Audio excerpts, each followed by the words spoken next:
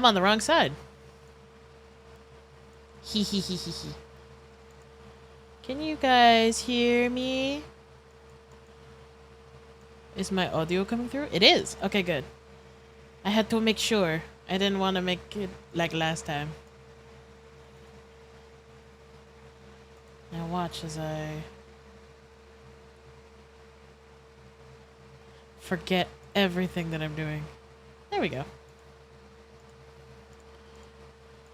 So today's just gonna be a low energy kind of night. Cause I ain't feeling all that fantastical right now. But you know, that's all good. We are simply here to vibe. And if I get any work done, then that's just a bonus.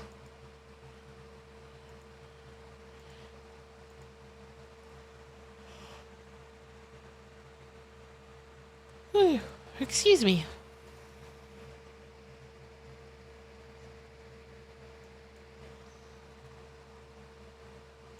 This is the longest video on my channel dedicated to a single series, and also the one that took me the most time and effort to complete.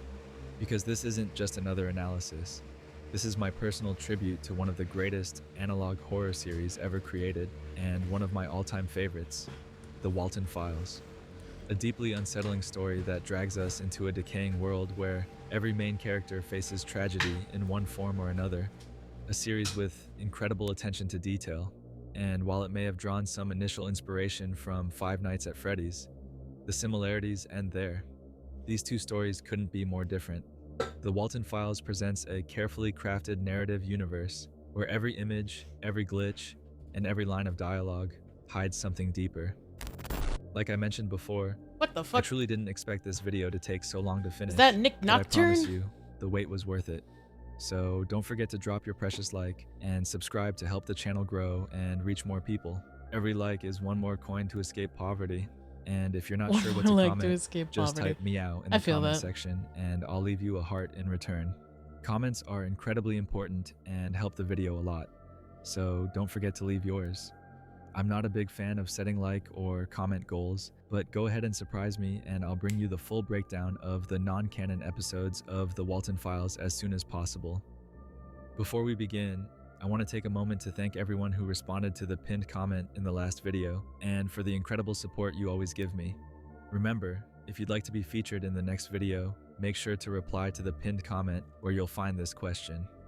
What do you think happened to Jack Walton? Oh boy. A ton of you responded to Loaded the question. question from the last video, so if you'd like to skip this part, just jump to the timestamp that's now showing on screen.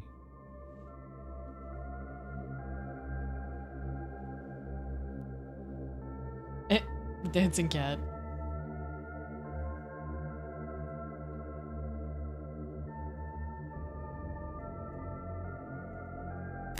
Welcome to the Walton Files Ultimate Creepy. Breakdown.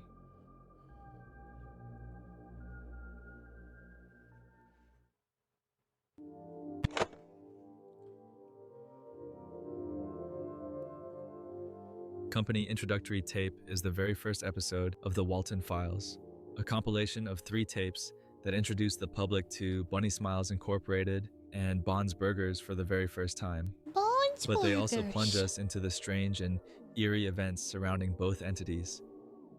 Before diving into the actual video, the description already gives us some interesting context. It includes a message from someone named Anthony, which reads, Anthony. This is a compilation of tapes created by the already extinct Bunny Smiles Company. I tried to get as much info as I could about what these tapes are. All I could find was that these tapes were handed to new employees back in 1974-1979. The rest of the tapes seem to be recorded by a new facility caretaker in the year 1982. Hopefully I can find more tapes soon. Things start off strangely, just as you'd expect. Before the first tape even begins, we see a brief shot of a rabbit wandering through a forest. Then it cuts to the actual intro video, a corporate training tape meant to welcome new support and maintenance technicians at BSI, Bunny Smiles Incorporated.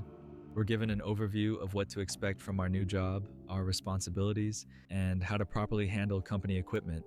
Soon after, we're introduced to Bond's Burgers, a family-friendly fast food restaurant with an entertainment area for kids, headlined by a group of animatronic performers known as the Showstoppers.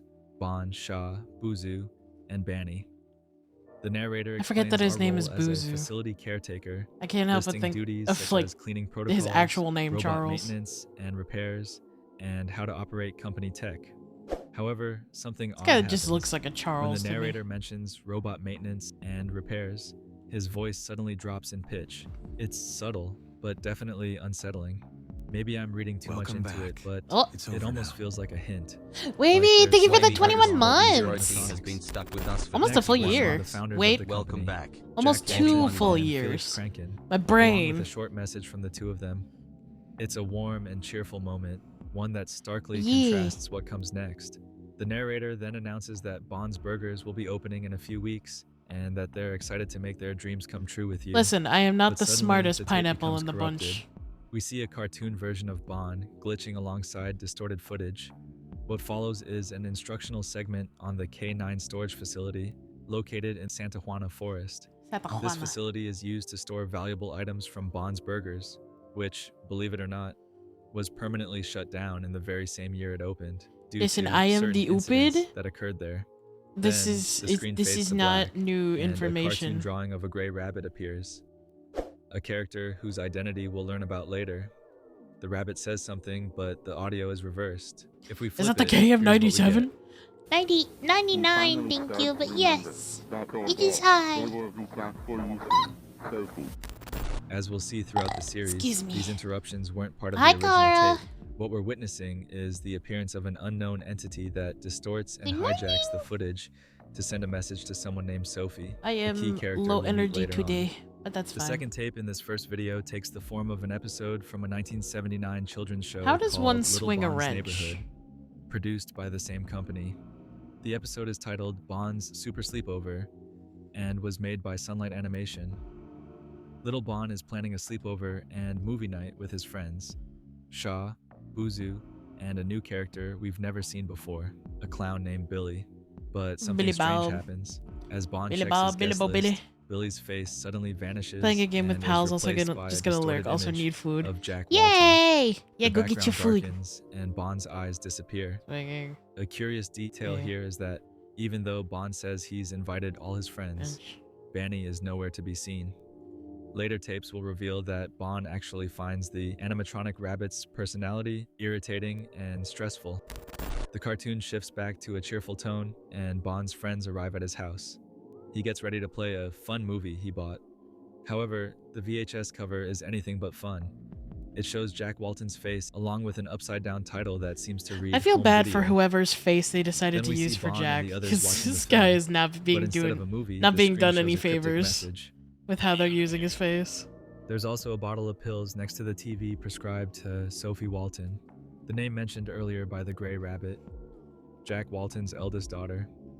The tape glitches again. When it resumes, the characters are in their sleeping bags. Bond wakes up after hearing strange noises coming from the kitchen and decides to investigate. As he glances toward the living room, the TV turns on by itself, Oh, no. displaying a missing person poster. Oh no. Jack Walton, who vanished under mysterious circumstances on June 11th, 1974.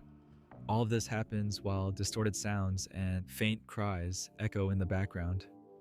Bond finds a lighter on the floor and tries to ignite it several times, until he finally does. But in that exact moment, it vanishes. And instead, we see Sophie dressed in a Bunny Smiles maintenance uniform. Behind her, the Bond animatronic, worn out, torn, and riddled with holes, stares at her in a chilling silence. The footage cuts abruptly, jumping straight to the third and final tape. This one revolves around Brian Stells, a new facility caretaker sent in 1982 to the old Bunny Smiles K9 storage facility. He explains that he's recording everything as part of company protocol and mentions having been driving around for 20 minutes, completely lost, trying to find the place. Brian finally arrives. The facility has been inactive since the late 70s. Inside, he comes across 3 photos, one of Felix Kranken, one of a group of employees, and another of 2 young children, Jack Walton's other kids, Ed and Molly. Soon, a terrible stench fills the room. Brian then discovers something else, the old, severely damaged Bond animatronic. He tries Ew, using a you remote control to test stink. if it still works, noticing that the left arm appears to be broken. But suddenly, everything is interrupted when Bond starts moving on its own and laughing maniacally. Creepy.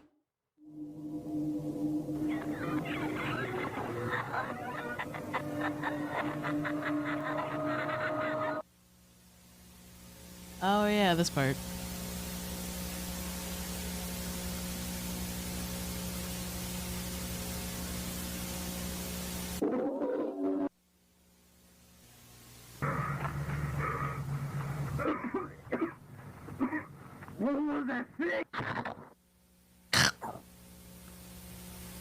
Was that the bite of 87?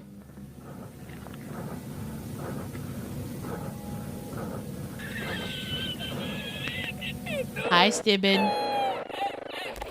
What follows Thank you is for a the short wheeze. CGI animation of a white human mask, morphing and shifting shapes.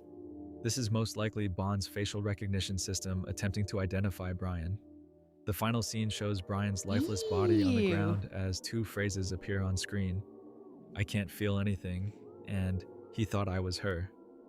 But who is her? You might remember the earlier scene Who where is Sophie her? appears wearing a maintenance Wanted to wish you a uniform. happy Easter before running off What we're the bed. seeing here is likely a Yeah. reinterpretation Happy of what we Easter. just witnessed, only this Have time a good from night. Bond's perspective. He's confusing Brian for Sophie, which leads us to an unsettling question. Why does Bond want to kill Sophie? Finally, we see Brian Stell's ID card, followed by a photo of Jack Walton, Ew. one that's sure to send chills down your spine, as Claire de Lune plays softly in the background. Ah yes, Claire Considering Delune. everything we've seen so far, and the story this series draws inspiration from, many might think Jack Walton's spirit is trapped inside the Bond animatronic. But things are far more complicated than that. I've prepared an exclusive I mean, that's one of the section in this theories that video I've to seen explore most this in-depth. significantly. Jack Walton is I one don't of the most believe it, mysterious but, you know. characters in the Walton Files. So, let's not get ahead of ourselves.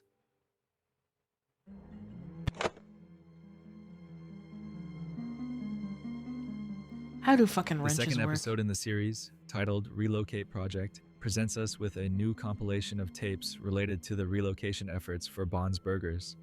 But before diving into the analysis, we're once again greeted with a message from Anthony. Anthony. This is another compilation of tapes from Bunny Smiles Incorporated. I was able to contacting people via forums and threads that have some information of the company.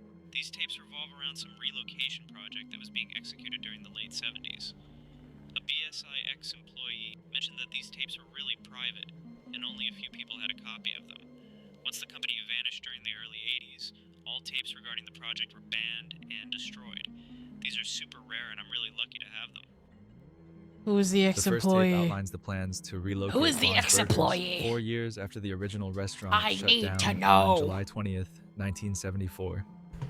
The narrator explains that the relocation project was a backup plan devised by Felix Kranken, and it took 4 years of legal Felix. procedures to make it happen.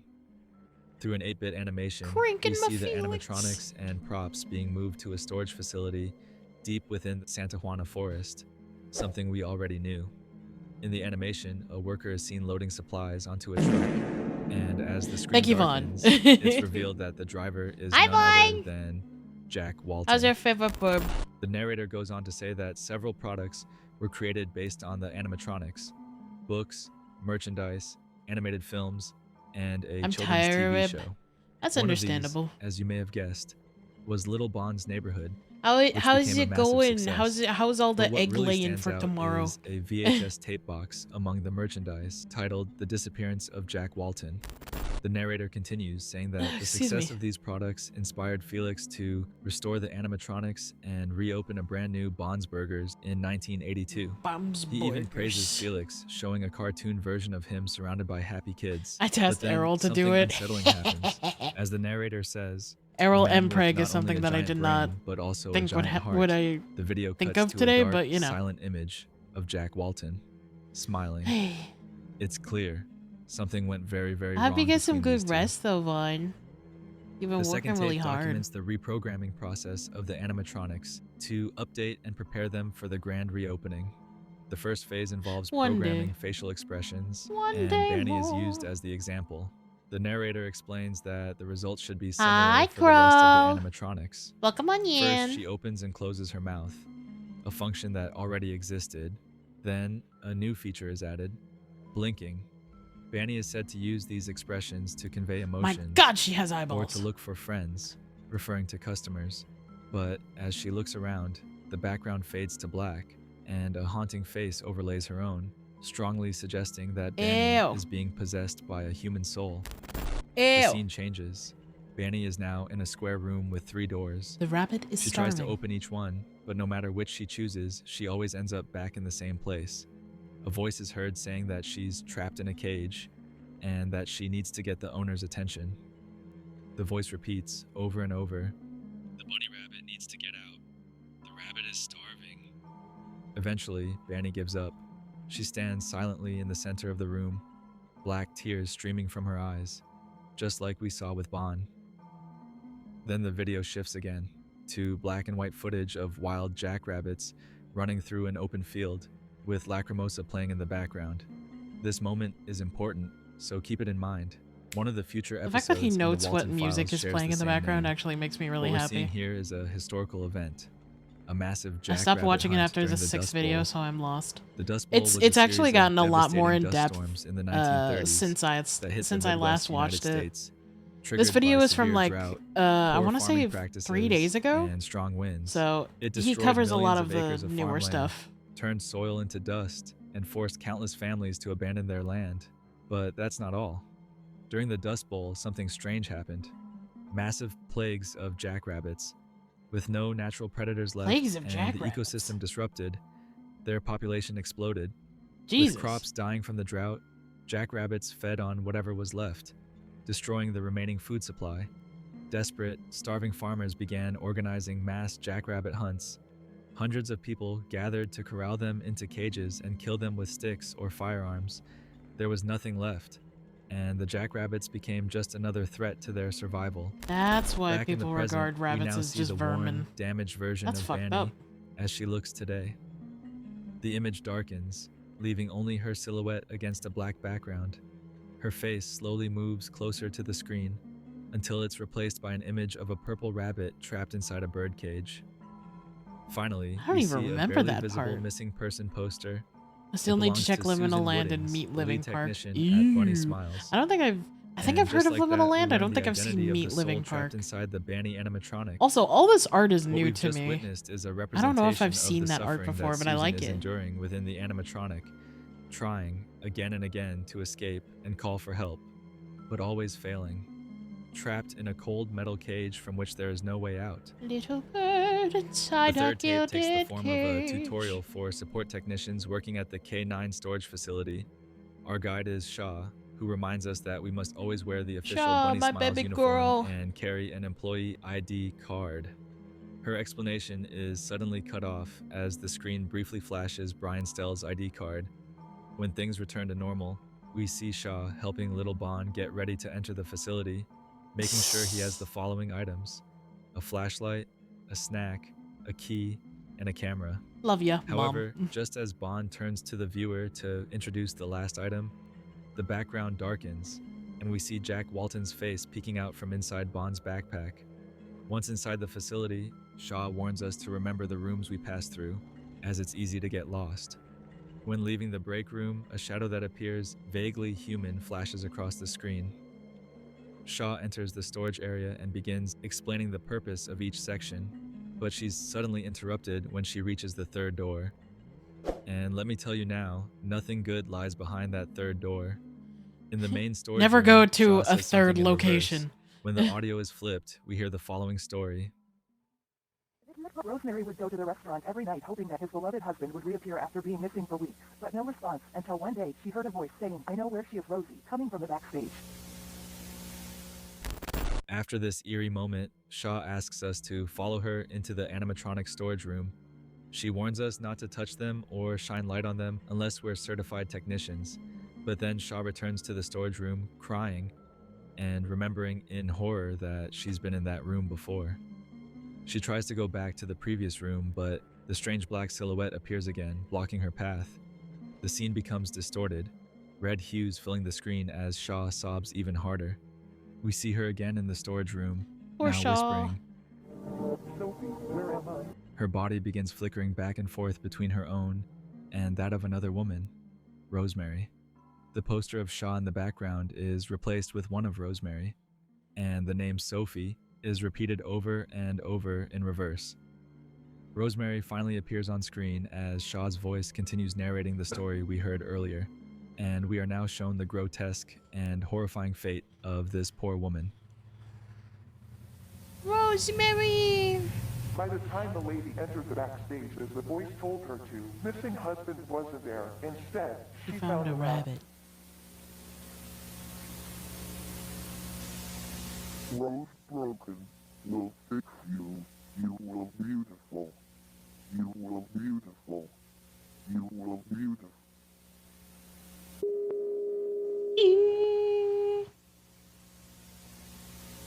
I wonder how many things... Martin would change looking back on this. Because honestly, I don't see anything wrong with it, but as an artist, I know that, like, looking back on your old stuff, you're just like, ugh, I would not do that now. I want to change it, I want to take it down, and I want to redo it and put it back up.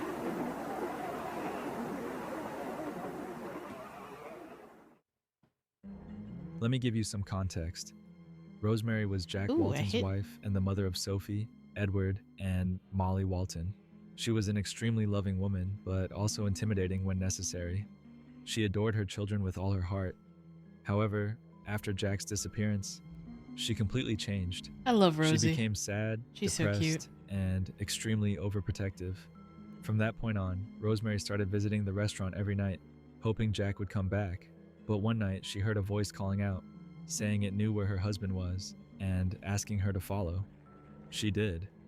But when Rosemary entered the backstage, she didn't find Jack. She found the infamous Bond animatronic. And in that very She was room, 40? reserved My for goodness. employees only, Bond brutally ended her life. Her remains were later placed inside the Shaw 1974. animatronic, possessing it in the process. And now we reach the fourth and final tape in this second installment of the series.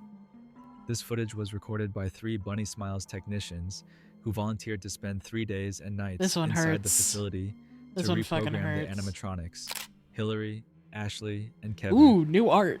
Once inside, they find the deteriorated versions of Shaw and Bond and begin discussing whether it's still possible to repair them for the relocation project.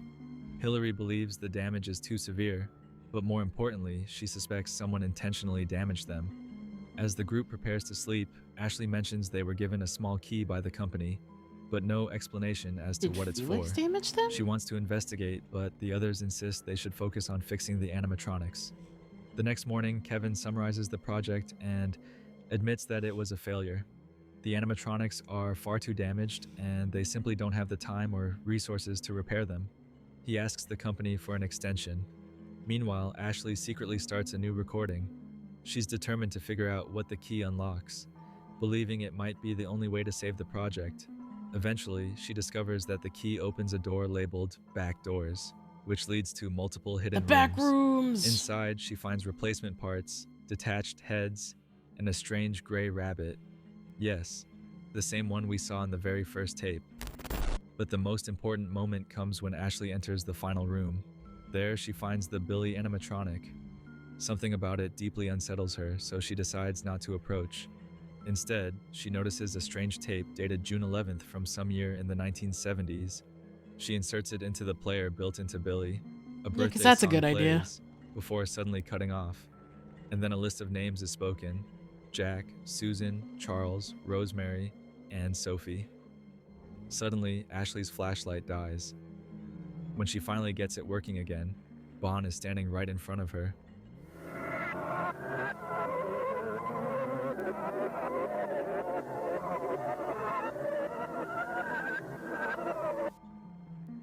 A brief message flashes on screen explaining what happened the next morning after Ashley's death. They left the next day. They thought Ashley left early, but she was in the back doors, screaming as much as she could. But no one heard the screams. Following days, the caretakers would complain about an awful smell coming from the back doors. The company decided to shut down the facility until new advice. The relocate project was unsuccessful. Ashley is still there, but she's not screaming anymore. She saw something she wasn't supposed to see. And now, she is beautiful. Once the credits finish, a voice is heard whispering, Shadow Man sees me when lights go off. and then we're shown an image of Bunny Farm, a video game that I will play remember a that major part. role in the third part of this series. The showstoppers stand in front of a barn, but behind a tree, a mysterious figure watches from the distance. Lucky You is a hidden video from the Relocate project, which can only be accessed by piecing together the two parts of a secret link shown throughout the second episode. The tape begins innocently enough, with the classic Bond's Burgers logo, but what follows is a visual journey through key dates. Fragments of history told through images. The restaurant opened its doors on June 28, 1974, and the first birthday party held inside took place just 2 days later, on June 30th. Then, between July 10th and 19th, the final shows were performed before the restaurant permanently shut down on July 20th. By October 31st, the restaurant is seen abandoned and boarded up. On December 10th, we're shown the K9 storage facility. Later, on June 23, 1975, the animatronics are transported to this Bond's Burgers storage location, and finally, we're shown a curious date, June 11th, 1974, a date before the grand opening. And yet, nothing is shown. The screen remains empty. Then, the mysterious figure we briefly saw earlier, lurking behind the trees, finally speaks. From now on, we'll refer to this character as Show Bear. You must be so confused about what you saw. Don't be scared, my little bunny. Answers will be given eventually, but don't try to solve this puzzle. Do only not with the call me pieces you little have bunny, so that is far. weird. This is only the beginning, for I'm going to tell you a story of broken people, beautiful people. He is so sorry about what he did to them, but there's nothing he can do. Remember that. Safety He and has pills. bees on his Sophie. fucking Safety and fanny pills. pack. Sophie. You didn't tell me that. Safety and pills. Sophie. Safety and pills. Vaughn, you didn't tell me he had Safety bees and on his pills. fanny pack. Sophie. I don't even know who this Safety and is. pills. Sophie. His design is so Safety good and though. pills. Sophie. Safety and pills. Sophie. Safety and pills. Sophie. Safety and pills. Sophie. Safety and pills. Sophie. Safety and pills. Bees nuts. Sophie. Panaphonic. Just Ah, as he yes, begins yes, to yes, talk, yes. his voice is abruptly cut off by a loud, distorted version How does of this look, by the heartaches. way? At this moment, the soul trapped inside the Bond animatronic How do you like makes this? its presence known. Oh, can't you see? Oh God. I made them beautiful. Great. Yay! I have to do you and then Darcy as well. They try to talk to us. I will color him. Through analog, they will be heard. This is their cry for help. Besides, they want us to know what happened that year. But we must be patient. Look. They are filled with love. Look with your special eyes. They dance to the music. They laugh and sing along. Ew. They're perfect. They are beautiful. They will see you soon, Sophie. From this, several things become clear. First, and in case it wasn't already obvious, Bond is being possessed by a sadistic, psychopathic Bond killer again. who is obsessed with murdering certain people to make them beautiful, just like him. The line, "They will see you soon, Sophie," is not just a chilling remark, it's a direct threat. As we've seen before, one of Bond's primary goals seems to be ending Sophie's life, though his true motives remain Apparently. unknown. Meanwhile, the lines, "Through analog they will be heard," and "This is their cry for help," confirm what we previously suggested during the appearance of that gray rabbit at the beginning. The victims are trying to reach out through the tapes and naivety similar and analog formats, hopefulness altering and is distorting them almost as a way to make invisible. their stories known. We've seen this several times Close throughout your the series heart. already, The and world we'll is keep seeing it talking. again and again, because it's their only way to ask for help. Ruthlessness is mercy. Die.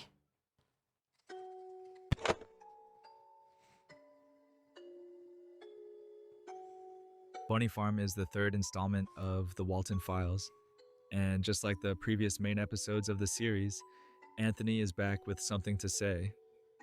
Anthony. Hey, long time no see, huh? The following footage is about a 1980s video game created by the company.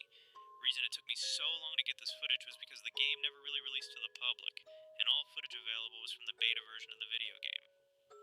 During October 1982, a few test Bunny Farm machines were distributed around Brighton, Michigan, the city where Bonds opened in June 28, 1974. This footage was from the arcade machine sent to Anfern Hotel. The two girls playing the game seemed to have lived there.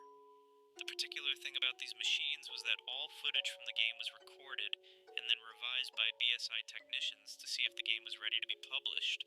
This was one of them and quite possibly the only footage remaining of this game. The footage itself was extremely corrupted, however, and it took me weeks to be able to piece everything together with the help of a friend of mine, but I'm glad you've all been patient for this. Seems to be a huge one anyways. As you just heard, this episode is based on the recording of a gameplay session from a rare beta version of the Bunny Farm video game. And it also marks the first time we meet Sophie Walton and her girlfriend Jenny Letterson, Yes, who sir. both live at the Enfront Hotel, the location It's that canon, received they're one of these lesbians. test versions of the game. The first recording takes place on October 15th, 1982, starting with the Bunny Smiles Games logo and a warning indicating the game is still in beta. One brilliant little detail is the main menu theme. It's literally Morse code for SOS, but set to a rhythm. Once again, the souls of the victims seem to be interfering, crying out for help. Morse code for SOS? Oh my god, it is.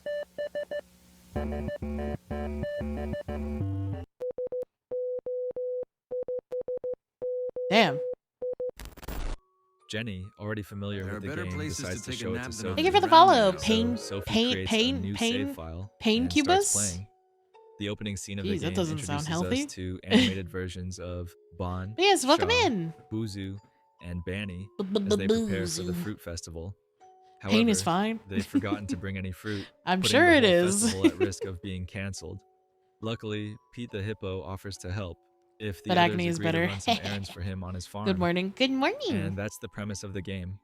Everyone agrees, I hope you are except for having a Billy, good, who suddenly appears, good screaming day his so own far. name out of nowhere and with no context.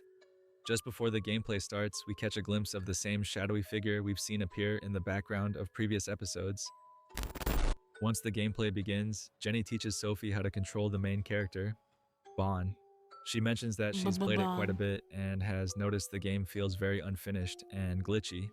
Visual bugs, crashes, strange behavior, which might be expected in a beta version. However, Jenny points out that these glitches are particularly disturbing, and she wanted to show them to Sophie because she knows she's into that sort of thing.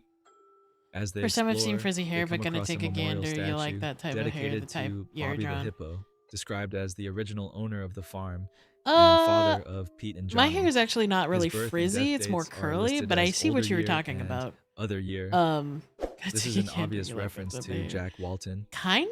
While Jenny is talking I mean, I about like any how type of bizarre hair. and broken the game feels, Sophie suddenly but, interrupts her you know, to ask about but BSI, saying the name sounds hair that my familiar. model has is the kind of hair That's that I already have in real strange, life, so. considering her own father is one You of know. the company's founders. KB is a Even curly more Q. It's unsettling, true. Throughout the tape, Sophie doesn't seem to recognize I any am a of the curly bee. animatronics. Something's clearly off, right? But let's not get ahead of ourselves, though some of you probably already know where this is heading. Jenny explains that BSI was recently in the news after an employee named Brian Stells vanished without a trace. She also mentions another worker who supposedly died in an old company bunker. Some say she was secretly buried there, while others believe her body was never removed. She These are was cases never we've discussed found. before. As they talk about all this, we briefly see Showbear and the Grey Rabbit silently watching Sophie from afar. Clearly disturbed by the topic, Sophie tries to change the subject and launches Billy's minigame instead. During the loading screen, Sophie once again comments on how familiar everything feels. Fragments of memories flash in her mind, but nothing is clear. Everything is just a blur. Oh yeah, Eventually, curly is a Jenny word. tells Yeah, Sophie she has to leave to finish an essay. the funniest word that I've ever had someone respond in a way to describe my hair is spongy, and that's just because my friend Toto couldn't remember the word curly, Sophie and I alone just in the think that's so hotel's funny. basement with the game. And that's when things start getting seriously disturbing. All the glitches and distortions in Billy's minigame seem to be connected to Ashley Parks, which makes perfect sense, since Ashley is the one possessing the clown animatronic. The glitches grow more and more unsettling, making Sophie increasingly nervous and uncomfortable. The game becomes nearly unplayable, Anxiety. and at one point, we briefly spot two completely red figures in the top left corner of the screen. Figures whose true identity will become clearer later on. Don't In the touch middle the of her child. panic, Sophie bumps into the gray rabbit, and the game crashes completely. Shaken and disturbed, she decides to stop playing. For now. Can't imagine why someone would be The disturbed. next recording takes place the following day. We're made aware of this as the gray rabbit's face slowly appears onto the screen. Then we see the Bunny Farm title screen, while Jenny asks Sophie what happened the day before. Sophie simply says the game crashed and showed her some extremely strange visuals, almost like it was trying to tell her something. Jenny, a bit confused, jokes by asking if Sophie thinks the game is haunted, but quickly admits that something similar happened to her too. Since Sophie is playing the game at night, Jenny suggests they wait until morning to play together, but Sophie just can't get the game out of her head. She insists on staying and playing alone, telling Jenny she can go rest if she wants. After saying goodbye, Sophie enters the save file selection screen, but when she tries to load her game, the screen glitches, showing an error message stating that the save data has been corrupted. It warns that Oh, continuing no. might lead to unknown errors or even a complete shutdown of the arcade machine. Despite the warning, Hi, Sophie refuses Pixie. to start over, Save your work? especially if I it means will. replaying what she calls I will save that clown Spearmint. level. So, she decides to keep going, right from where she left off. At one point, Sophie returns to the statue she had I'm seen trying to before, finish Sandrock. but this You time, haven't finished a completely Sandrock new yet? message flashes across That's actually the screen surprising in the to me. blink of an eye. He promised to take care of the two kids during that day. He told the parents that everything was okay. It's sad that we can't really remember you, Sophie, but soon we'll be together forever and ever. Rest in Forever peace, and the two ever. lovely red children. May 15th, 1962 to May 2nd, 1974. August 22nd, The There are great better places to Dr. take a nap Bright. than Thank you on for the the follow. grassy Welcome on hill. in. This message Dr. references Bright, one are of the you most related tragic to events Dr. in the Light? entire series, and the two red figures we saw I have 100 earlier. hours in mystery But now. we'll have to wait a bit longer to fully understand I'm actually this. sad that I haven't actually Eventually, gotten after that far wandering into around for a Mystria. while, Sophie enters Banny's minigame. In it, I should Banny, play more of known that. for her hyperactive, fun-loving, but not so bright personality, disobeys a Listen. character named Holly, who appears as a mare. I mean, Just because how she long thinks has it's funny, Sandrock been Banny out? releases 3 pigs that had been locked up. These I'm just pigs run off saying. toward the hippo's You had house, time. and Sophie's mission is to find them. Several unsettling things happen during this segment, things that are easy to miss at first glance. For instance, there's a brief appearance of Susan Woodings's face on the right side of the hippo's house. There's also a moment where the Bon animatronic can be seen hiding behind some trees, eventually replaced by a white figure wearing a straw hat, standing next to a missing person poster for Jack Walton. That mysterious figure? It's the soul inside Bon. The key clue here is the straw hat, When the farm which strong directly rancher connects next it to the door is Bon we riding see on in a the horse game. like some smutty If that romance doesn't novel sound may convincing lead. yet, I am a don't worry. weak slime. It'll all become clear You know very what? soon. I get it. The game I get starts it. in a living room where we see 2 hippo children, Johnny the hippo, Banny, You have good and Holly. taste. At the back of the room are 3 doors, each one secured with a lock. I still find it One incredibly hilarious that I found out that one of the voice actors in the new Dawn Trail, like one of the cat boys in Dawn Trail, one of the English voice actors also worked on Sandrock and was the voice of Penn, I believe. And I find that incredibly hilarious. I was like, why do I recognize this voice? And I looked it up, and lo and behold, Penn, yeah. He voices Penn and I believe Yan? Oh, Owen, yeah. Penn and Owen. And he voices a what's it called? He voices a cowboy catboy. He voices a yeehaw catboy. And I was like, I recognize this voice. What was it fucking... I can't remember his name. Hang on. Used his time in Sandrock well. For real, though. I'll find it. Hitaro. Alex something, yeah. I can't remember. Of course, one of the first things that comes up is fucking Harsherphone's death. How dare you?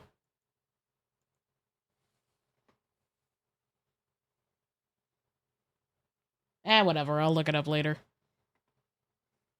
Alex something, yeah.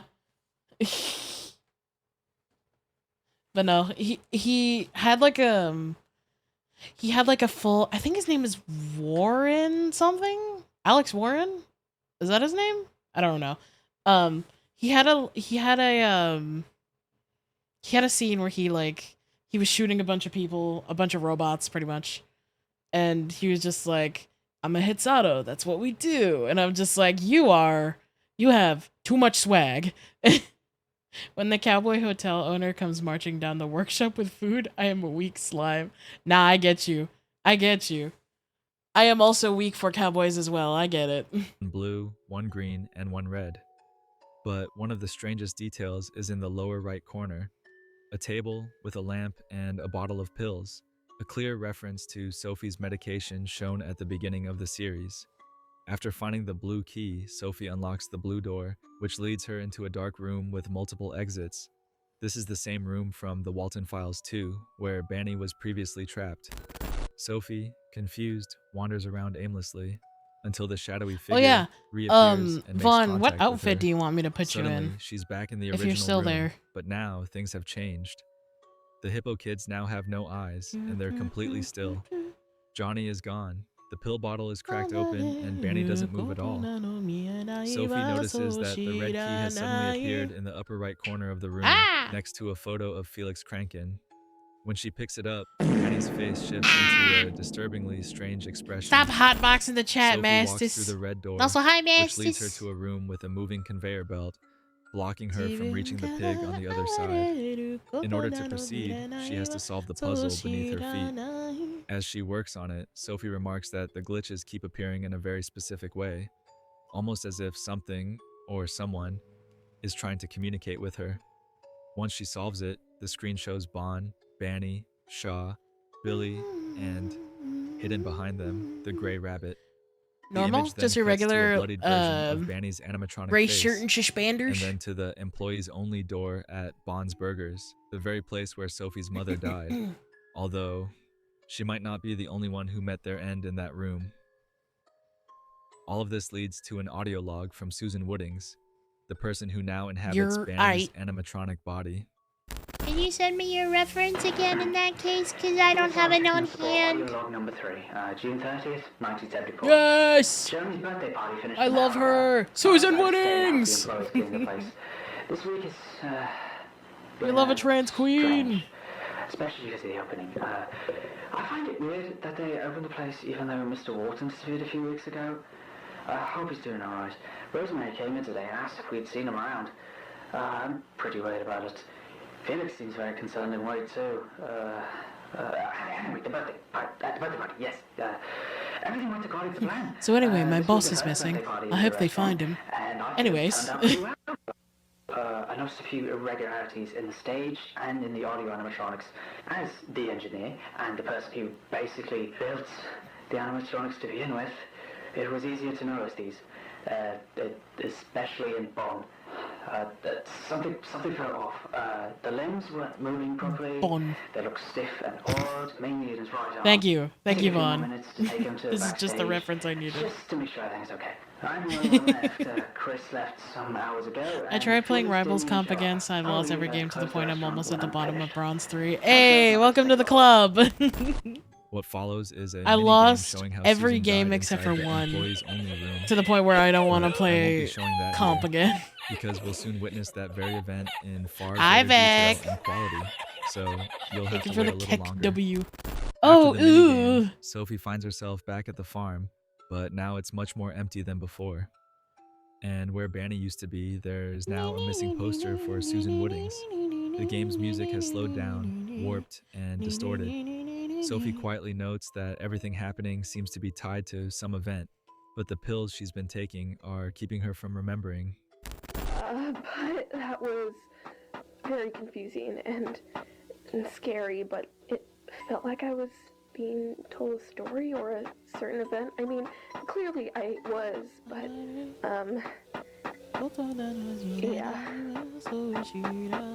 Thing is, the pills have been making me forget a lot of stuff from my teenage years and my childhood, and, like, I started taking love them exposition. for a reason, but I really don't want to think about it. Now it all starts to make sense, doesn't it? Her family has been caught in a chain of tragic events, things that would leave a permanent scar on anyone. Her father disappeared, her Does he mother have died, a and as slit for her in his two eyebrow? siblings, I He won't spoil that does. part for those who haven't seen the full series Have to yet. remind myself that it's not just The me point when you is, have a higher Sophie is KD than your alone. DPS. Everyone she loved the most is gone. And what better way to make all that pain disappear than to forget it all? That's why Sophie started taking pills. Pills to forget. Now, whether she started taking them on her own or was encouraged by someone else isn't exactly clear. What is clear is that she remembers almost nothing from her childhood and teenage years. All those painful events from her past. Completely erased. Back in the game, Sophie approaches the mailbox, which first displays some gameplay tips over a red, glitched out background featuring the soul of Bond. But eventually, everything goes black, and a journal page appears. At the top, we see the Linda. name Linda Thompson, but just below it, the last name Crankin is crossed out in red. Linda is Felix's wife, and this shows that she's rejecting her husband's last name. Several pages follow, and while most of them are heavily censored, there are still some key entries worth noting. The first is dated Linda October Topsu. 30th, 1964. Linda writes that Felix has been acting I strangely mean, I lately, feel like and between she doesn't her know and what to do. Felix, she definitely He's been drinking tops. excessively. Another entry from August 23rd, 1965 mentions that Linda had just moved in with Felix, and that the day before, Jack and Rosemary had welcomed their third child, Molly. She also writes that I Felix got and jump Jack scared when were I joined pitching because I their thought you said restaurant my idea name, and to I a was like, company how'd called you know? Cyber Fun Tech. Linka? On December 26th, 1970, I know all. Linda describes how Felix I and have Jack eyes built in a your doll called walls. I'm in Rocket your for Ed fucking and Molly. walls.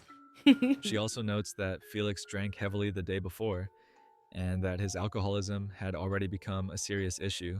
She emphasizes that Felix is a good person deep down, but that he isn't doing anything to fix the problem. Stop and she feels excusing his powerless. toxic behavior, baby On January girl. 3rd, 1973, Linda describes how Felix's addiction has worsened to the point where it's harming both himself and her. She no longer knows what to do. A later page, undated, is written in a tone of complete emotional collapse. Linda says she doesn't know what else to do. She simply can't go on like this. The final entry is dated May 2nd, 1974. Linda writes that she's leaving Felix and moving to Hurricane. She says their relationship was never healthy. At the very bottom, we see an apology from Felix, written in red text. Sophie whispers that she shouldn't be reading this, and at that moment, He's a the man. Can game we seems really to expect return him to be normal, capable of any though self-improvement? normal might not be the right word No. anymore. The game resumes, this time I mean, with even Felix, more changes than absolutely before. not. The most striking one, on the door to the bathroom where Holly used to stand, there's now an image showing two red figures standing next to a car. It's nothing more than a premonition of what's about to happen. True. At this point, the background music has vanished completely. All we hear is the sound of Bond's footsteps. Sophie remains mostly silent, in shock, He approaches. trying to process everything she's experiencing tonight as she walks toward Buzu's minigame. As with the previous games, the glitches and distortions here are directly tied to the person who died and is now possessing the corresponding animatronic. In this case, that's Charles Brooke, computer supervisor Motherfucking at Bunny Charles. Smiles and Susan's closest coworker. What Sophie are you comments doing that in the my game is house? probably trying to What tell are her you something, doing in maybe my how these house? people died. I want waffle During fries. the minigame, Buzu mentions they have to prepare for Lily's birthday party. Lily is Charles's daughter, which only strengthens the connection. Wait, for real? The game also Charles had keeps a showing the same daughter? car with the I two didn't know red that. figures, as if desperate to make Sophie remember the accident. At one point, Sophie takes control of Buzu. Here, the game shows us Charles's death at the hands of Bon, just like with the others. But how do we know it was Bon?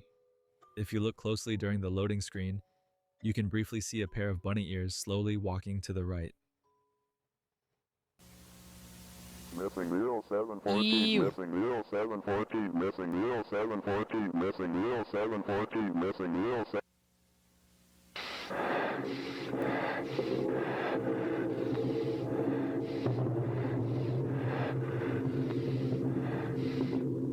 Martin sure knows how to up the ante on the Uncanny Valley. Ew. What lore video is this I'm invested in now? This is the lore of the Walton Files, which is... It's hard to describe what it is. It's adjacent to Five Nights at Freddy's, but it's kind of taken on its own identity. It's really well done. It's a This is kind of starting to make I've heard more of it. sense to me. I Yeah. mean, as much sense as It's really something good. like, something like this can make. These are all faces of people that I think I knew when I was younger. I knew these people, and for some reason my brain just also associated with forgot Mandela, about which freaked them, me out bad, so or- perfect or for me. what happened Oh, to the them. Mandela catalog was I good. doubt they're alive anymore. I mean, maybe they are, but it's unlikely because I would have heard from them by now. And Honestly, when I kind started of latched going, onto really this one because of the tries to make character it designs seem were so like these good. People died, not in very pleasant ways either. I really don't want to think about it anymore, but Jesus. After this reflection, the footage shows Sophie preparing to enter Shaw's minigame. In this one, Shaw Honestly, and if Bon you are give me playing an hide and interesting seek, story with and good Sophie's character goal is to designs, find the I will just animatronic sheep. immediately latch onto In the it. overworld, there are several subtle details worth noting. The presence of Showbear and two gravestones marked E and M, the graves of the two red figures. Sophie chooses to Magnus explore Archives. the garden, I've which heard of the displays a Magnus wide view of Archives. the I actually area, haven't along gotten with the into it distorted yet, face though. of Rosemary. I've seen a lot of When she yaoi for it, returns to the though. overworld, the So, red figures are gone, replaced by the gray rabbit, if there's a bunch of suggesting yaoi some for it, kind of you know it's connection good. between the two entities. Sophie ends up selecting the chicken coop, where she finally finds Shaw. But when she clicks on her, we start seeing brief flashes of Rosemary's mangled body, depicted as the Shaw animatronic. It's actually so Sophie's good. It's turn to canon hide, yaoi and canon and yuri. she chooses the forest. Canon yaoi? But Shaw doesn't Now you take have long my to find her. attention. And what she's It about reminds to me show a lot of Sophie isn't Welcome going to be Night pleasant. Vale, which I haven't fucking My still listened to beautiful since you, middle school. Sophie. I know you. Found you.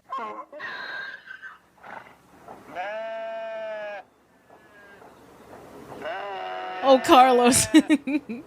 Someone cut Carlos's beautiful hair. There Dude. are better places to take a nap than on the They give it a ground, you know. follow, like Linka. I don't know why I said Leica. I haven't gotten to Night Vale yet. Yeah, it's easier to what's it called? It's easier to get into just because like it starts off pretty slowly, but it's essentially a podcast as well. One of my favorite things. We're just gonna let her go on with this.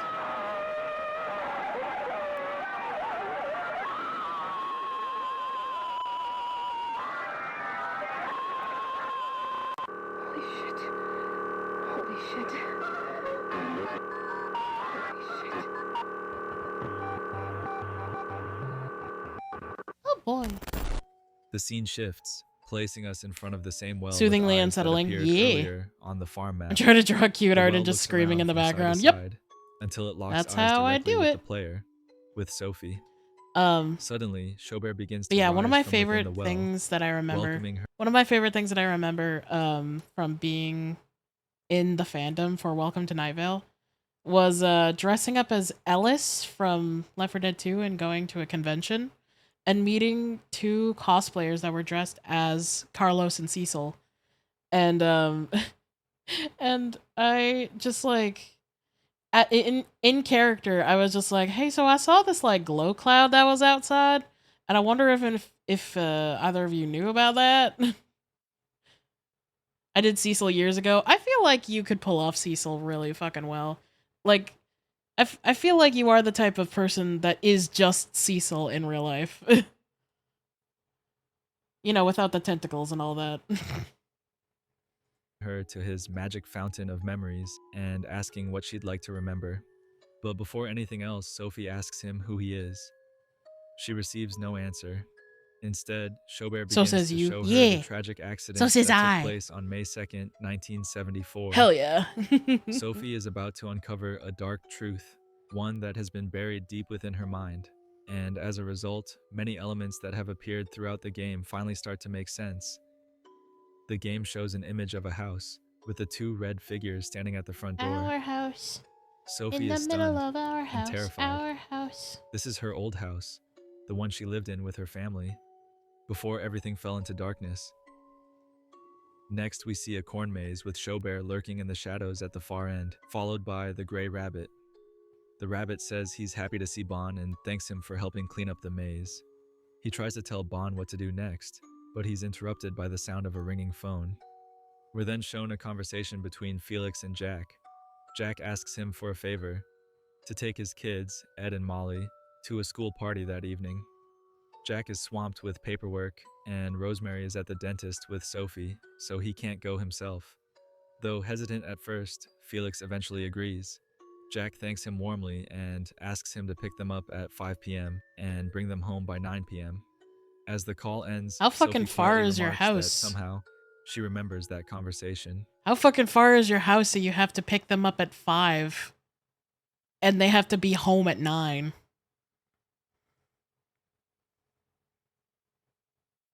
Or does he mean like pick them up from his house and then take them to the school party? Either way.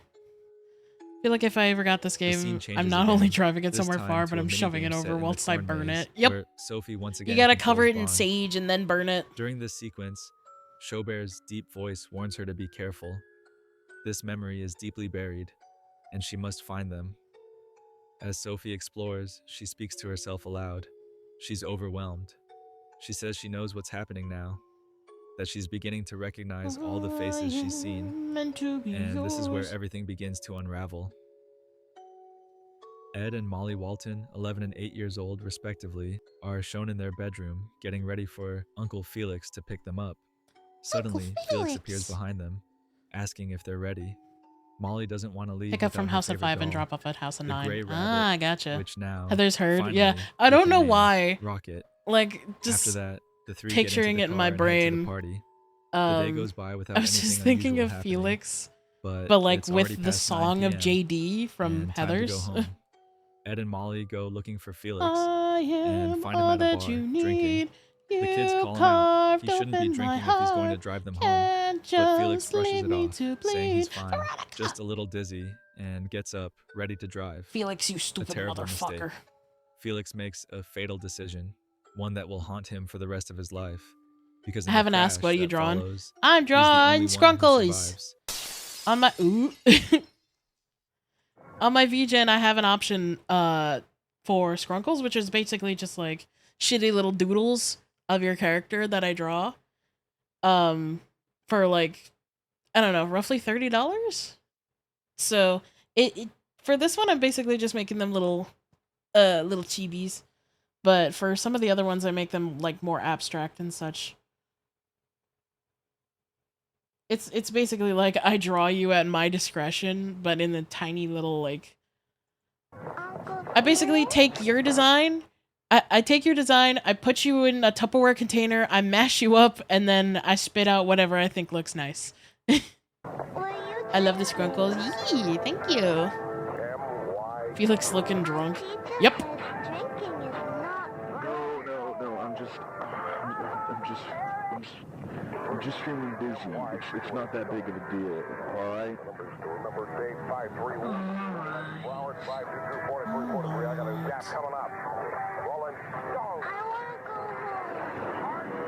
Molly, we're almost there. Don't you think you're driving too fast? Listen, I'm just trying to get you two to. Imagine it did actually take them 4 hours to get home. That would be fucked up. Look, I'm sorry. I'm not feeling too good right now. I really I just want to lay in the bed and go to sleep. It's alright. We get that today wasn't the Bro, best. you suck. We understand. Everything is gonna be okay. Thanks, Molly. Is the video singing? Yeah. It's the fucked up radio that's in the background.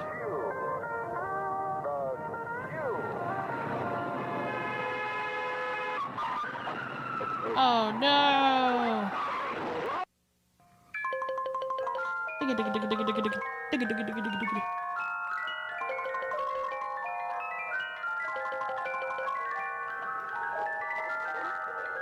This shit freaked me out for weeks. Like, I think I legitimately had a nightmare after I watched this.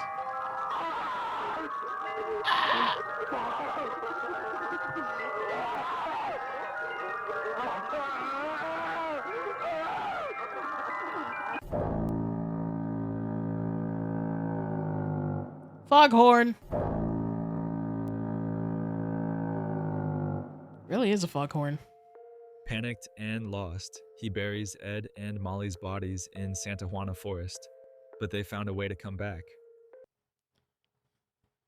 Howdo? Something that I think, something that fucks with me, like, after this played, is someone in the comments pointed out that he didn't even know whether or not they were dead. Like, he just buried them afterwards, assuming that they were dead. So there is a very strong possibility that they could have been alive, and he just buried them, and they died while they were buried. Which is a very fucked up way to think about, but it is a possessing possibility, Rocket. and it just makes it Then even the screen more goes dark. black as the phone rings again. Jack is desperately calling Felix, but he doesn't answer. The machine starts playing back Felix? 25 voicemails, one after What another. the fuck did you do with Finally, my kid? the video cuts to a scene showing the player character, Bon, but this time without a face, interacting with the members of the Showstoppers. But then something breaks the illusion. Bon's animatronic version appears. Wait, weren't we playing as Bon? This doesn't make any sense. Or maybe it makes perfect sense. Here's my interpretation. What we're seeing is a lost soul looking for a vessel to possess. It observes all the animatronics, but none of them seem right, until it finds Bon and takes him. The fact that this version of Bon has no face makes it even clearer. Ew. At this point, he didn't have an identity yet, at least not one we could recognize. Still, that's just my take. What do you think? Let me know your theories down in the comments. And with that, we've reached the end of the Walton Files 3. But wait, there's more. Guilty is a hidden video whose link can be found by piecing together the two parts shown throughout the Walton Files 3. The video opens with the Bunny Smiles Incorporated logo, followed by 3 archived audio recordings, each one from the same person, Felix Kranken. The first recording, dated April 15, 1967, features Felix formally introducing himself, alongside Jack Walton, as a co-founder of the company. He explains that Bunny Smiles was built on a single belief, that with hope, anything is possible. He believes in his company. He believes in his dream. The second recording, from December 10, 1972, shows Felix delivering a holiday message to his employees, wishing them a Merry Christmas and expressing pride in the company's achievements. But the most important audio tape comes next. Although partially censored, it's titled Guilty and is dated May 2nd, 1974, the same day as the accident. Here, we hear a deeply remorseful Felix. Sadly, the past can't be undone.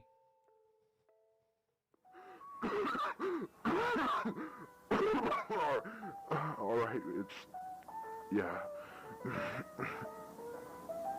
Messed up. It's been so long since I last used one of these. Last time I used this, I was driving. In the same conditions. I messed up. I have a problem. Yeah, no shit. And this has been a problem for so long that I can't even remember. The first time I got drunk, I don't remember most stuff.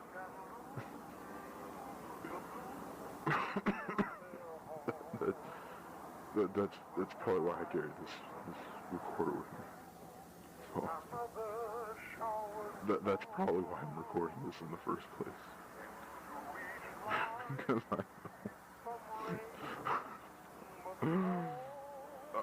I know I'll wake up tomorrow and I'll think this was all just a nightmare. That Molly are okay. There are better places to take a nap than on the ground, you know. Eternal Boy, thank you for the follow. Welcome on in. But they're mad. They're not. They were just children. Jack. Oh God, what am I gonna tell Jack? See, I don't think Felix is intentionally an antagonist. I think he's just an idiot. That's why I buried him. Just the idea of Jack seeing what happened to him. Jack's been the best friend I've ever had. I'd never do that to him. That's when the accident occurred. I just panicked and I buried him in the forest. St. Juana's forest, the forest next to the road. The road in which the accident occurred. Yeah, when idiots can't stop doing stuff unintentionally, they end up doing it on purpose. True. When you get so deep in the shit that, like, it becomes second nature, you got a problem, bud. So fuck. What am I gonna do now? The restaurant's gonna open next month. This guy's an idiot and a coward. Next, we have a mini episode titled Spectacle.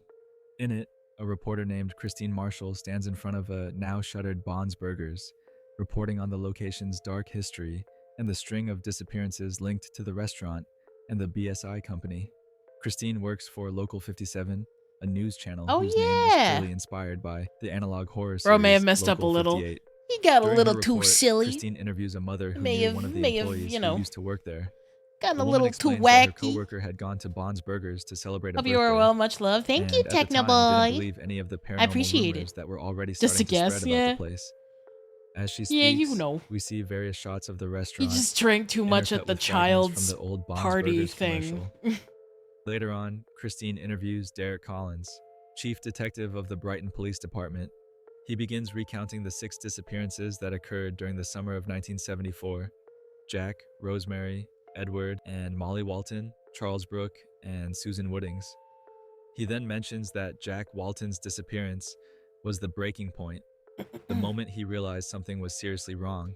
I think maybe However, burn all the Chuck E. he also Cheese's voices his animatronics. frustration with Local 57 Nah, that shit for what that he shit sees costs as money. turning the case into a media circus, connecting the disappearances to alleged paranormal activity, which, in his view, only Shit, spreads other buried in the misinformation suits are and preys buried on in the public ground. curiosity. Presumably buried in the But suits. the facts remain disturbing. Because with Christine with the death of that one engineer, she had her face like morphed into the face of one of the animatronics. So we're assuming that she's in there and that her face got like mashed up into Benny's face. Continues her report, citing So- various incidents tied to the restaurant, loud music playing late at night, car alarms going off, lights turning on inside, and the eventual closure of the establishment. After it was shut down, the building was declared condemned, and no one has attempted to purchase it due to the urban legends surrounding it. Even so, there have been reports I'll of buy it. break-ins and acts of vandalism on the property. Witnesses claim they heard the chilling screams of an adult woman the night before the restaurant's final shutdown. Can you Yet imagine? when police arrived, Can you imagine graffiti nowadays with Bond's Burgers? One of them just like sprays on the side of the building. Bond sucks dick. arrived and forced their way inside, the place was empty. People believe those screams came from Rosemary Walton, and they're not wrong. The video ends frozen on a still frame as Rosemary's muffled cries for help echo in the background. She's still there.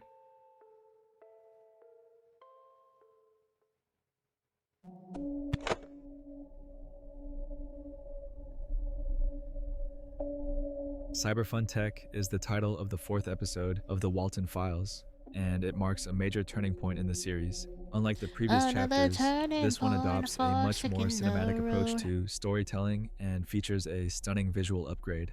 It also serves as the beginning of a trilogy, this episode being the first of 3 parts still to be released. But first, as always, let's hear what Anthony has to say. Oh shit, Anthony's back. When I back. found the Bunny Farm tapes, I was met with a dead end. Bunny Smiles Incorporated and Bond's Burgers gave no more results. Locals had no more info. I went back to Connecticut to live with my dad. That was until my friend David approached me with an amazing find. David decided to ask locals about the terms Walton instead. Apparently that's a name that pops up a lot in the tapes. Haven't watched the tapes myself. We were directed to a vintage strip mall that had this one bowling alley, Starley's. Originally there was a workshop in that building instead, and when they moved everything out and Starley's bought the space, one locker remained labeled Walton.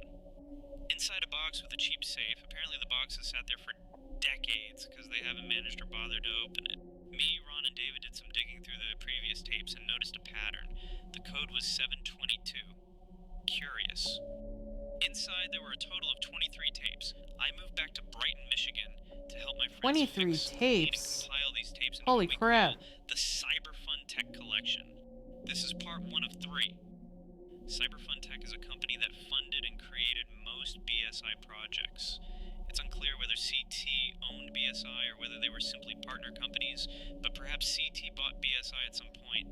Either way, all the tapes were labeled Cyberfun Tech, and supposedly these were supposed to be handed over to technicians and artists. I should note, some bits of this compilation are weird. On some screens it would appear as minutes and minutes of empty static, and on other screens it would appear to be a white screen with faint voices heard on them. The episode begins with the school party scene we first saw in the Walton Files 3, but this time it's reimagined with the series' brand new visual style, immediately showcasing how much the production has improved. As the siblings approach the adults' area to find Felix, the environment suddenly shifts. Everything turns white, and for a few brief seconds, we see a strange location that we'll explore in more detail later on. The tape then cuts to the Bunny Smiles Incorporated logo, followed by a view of Bond's Burgers storefront, and then a scene of Bond dancing and entertaining the guests just before the Cyberfun Tech logo appears. From there, the footage begins to rewind, repeating several of the earlier shots, it's rewind including time. another glimpse of that strange location, this time showing what seems to be Felix's car. Sophie also flashes on screen for a moment, though it's impossible to tell where she is or what she's doing. Burn that fucker. Next, I know, we see a right? disturbing baby doll lying on the floor in front of cardboard cutouts of the showstoppers, with Not the the words baby. Cyberfun Tech written beside it.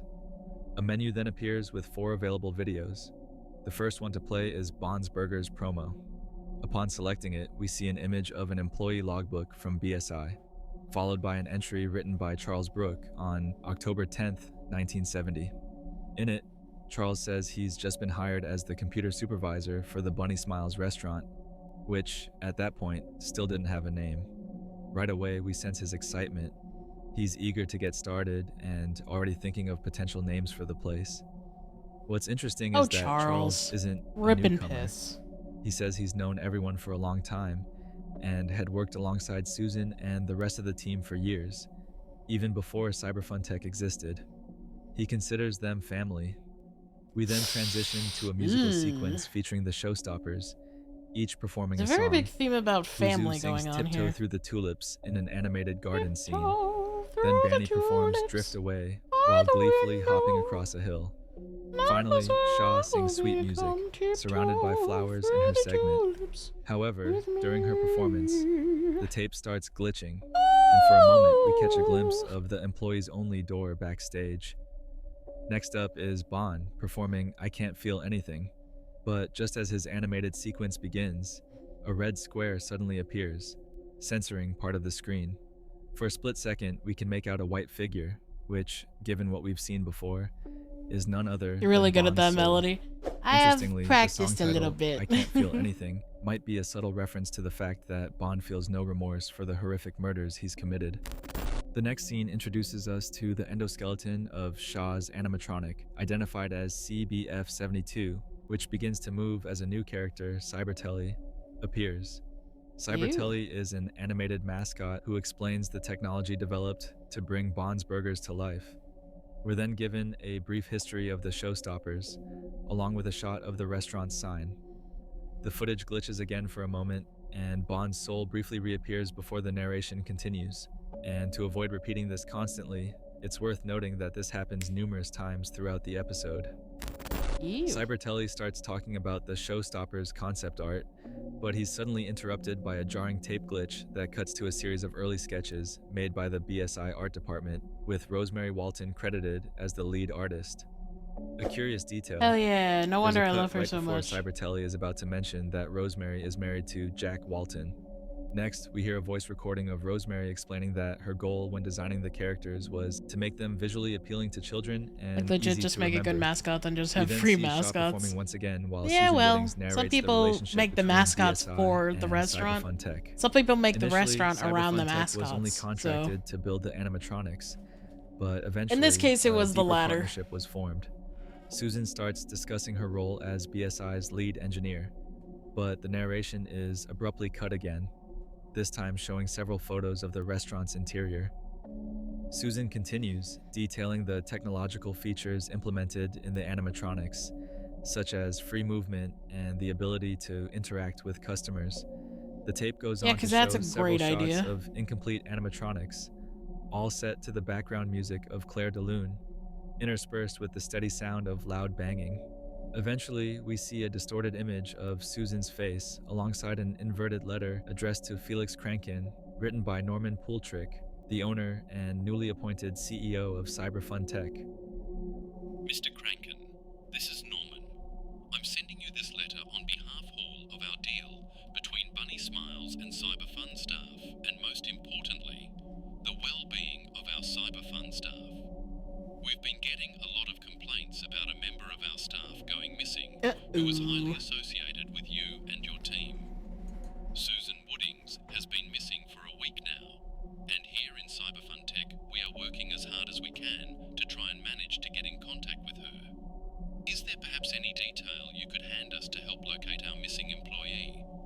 I'm going to be entirely honest with you, Mr. Kranken, and tell you I have a ton of questions and suspicions about whatever is going on with your company. Whatever it is, it's making both your company and mine look bad to public light. I don't know what the fuck you're doing, but stop it. Find Susan, write us back immediately. Thank you. I'll see you Monday. Right after this, the screen turns blue and Bond briefly appears. The episode continues with brief flashes of previously seen footage of Shaw before transitioning into a tutorial on the CT console, a data storage device created to manage the functions and programming of the animatronics. Next, we see a written note from Charles Brooke, where he discusses the console's technological breakthroughs and the early tests conducted with it. The system was designed to make the animatronics feel more lifelike, offering a more immersive experience for guests at the restaurant. Charles describes the project as ambitious and groundbreaking, even admitting he never thought he'd be capable of Figo developing animatronic something got like this in stolen. his Which lifetime. which animatronic? It's interesting how much he praises Susan's work, clearly someone he holds in high regard. According to Charles, her contributions were spectacular and delicate, impressive enough to capture the admiration of Chica. both Jack and Felix, though in very different ways. I do remember Jack is that. fascinated, likely excited about the possibilities this innovation could bring. Felix, on the other hand, seems amazed, but also afraid, to the point where he admits he doesn't From that even FNAF understand movie? how Yep. the technology works. After this, we're shown a Did she second get note, stolen? much more technical in tone, documenting can't the remember. test results from the animatronics' first 2 weeks of operation. The mood shifts. This is no longer an enthusiastic journal entry, but rather a log of bugs and progress reports. During the first week, Banny exhibits erratic behavior, at one point even flipping over a table. which Ooh. leads to a complete reprogramming of her environmental awareness system. Bon, in contrast, immediately recognizes Sophie, indicating that his identification system is functioning correctly. There's also a test involving Buzu, whose magic trick is mostly successful, though with some noticeable deterioration, something they hope to refine in future trials. By the second week, Banny appears to have been successfully repaired. However, a recurring issue becomes apparent. The animatronics masks keep breaking, not just once, but several times, creating an urgent need for replacements. The tape quickly transitions to the startup screen of the CT console system. A new recording begins, dated January 21st, 1974, titled Walk Around Test. In it, we hear Susan and Charles talking about a patrol test. This is the exact moment Charles was writing the notes we saw earlier. Uh-oh. The test is conducted from Banny's point of view.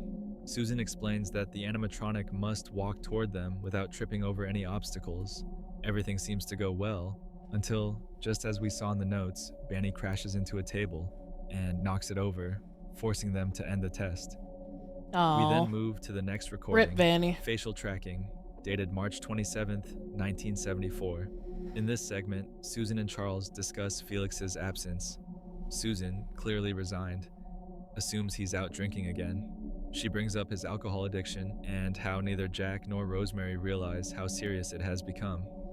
Charles is shocked to learn that even Chris Easteryear, another employee at Bond's Burgers, knows about it. There's another Both character. agree to drop the topic and continue with the test. The camera now switches to Shaw's perspective as she undergoes the facial recognition test. Charles seems a bit puzzled since they remember doing a similar test with Ed and Molly that went smoothly. Susan clarifies that the console has issues recognizing certain faces, so they'll be repeating the procedure. Seizing the opportunity, Susan casually asks Charles how Lily, his daughter, is doing. He replies that she's spending the weekend with her mother. The test begins. We see how the system works. It first compares the subject's eyes, Bro, were nose, they and mouth dating? with preloaded reference graphics. Then it scans the full outline of the face and combines both sets of data to search for a match in the database. Shaw successfully identifies both Susan and Charles, filling them with relief and joy. Charles jokes that he's earned himself a beer, reminding Susan once again of Felix's alcoholism. Suddenly, KKK. the Hi, tape hey, cuts hey, to the hey. inside of Felix's house, where we see Molly Walton's Buongiorno. spirit, accompanied by the repetitive sound of a skipping vinyl record. The next recording begins shortly after, dated May 13th, 1974, 11 days after the accident. Susan and Charles discuss the incident. The funeral has already taken place, attended only by close family. Charles wonders how Jack is coping with the loss, as no one has heard from him in a while. The two begin to suspect that Felix hasn't What are we told them watching? everything, It's called The Walton Files. especially after learning that he hid Rocket inside the restaurant, something he didn't want Jack or Rosemary to know. The mood grows tense, and they decide to leave, leaving Rocket behind in the room. It's a But very just good then, series Rocket starts that's kind moving of toward akin to Buzu Five Nights at and Freddy's, initiates a facial but recognition it's got a scan. very dramatic The story. system detects nothing Analog at horror in first, the year which of our makes Lord sense. 2025. Rocket doesn't Yeah. have any human I'm a facial big fan of features, analog horror. But then, inexplicably, Buzu appears to recognize Ed and Molly inside Rocket. All of this happens while a reversed message plays in the background. Ew.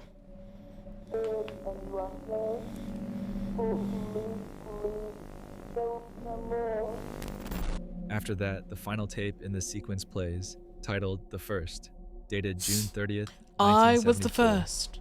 In it, I we hear have Susan Woodings seen recording everything. the same audio diary we heard back in Bunny Farm. So many of you probably already know Susan! what's coming. No! Here it is. Susan! Susan, get out of there! Susan! Susan! Our trans queen, no!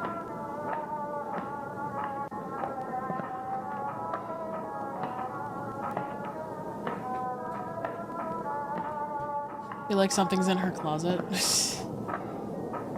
feel like something's in a lot of their closets.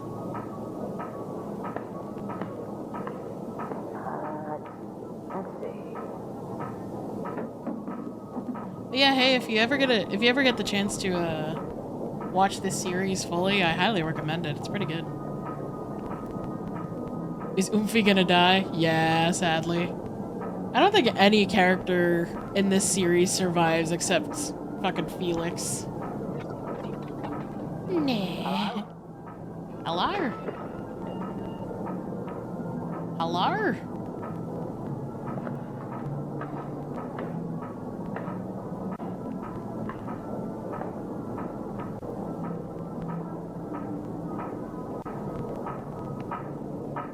The clanging. Me when your mom. Me when. If anything, I'll do the same as you and watch it on stream. I can't do it alone. That's fair. I mean, I just play this shit in the background while I work, so, you know. This part fucks me up. In a horror aspect, I'm gonna just quit my job and I'm torching this place. Fuck this. Yeah. Ew. It's just so uncomfortable. The fact that she's still alive inside the animatronic is so disturbing.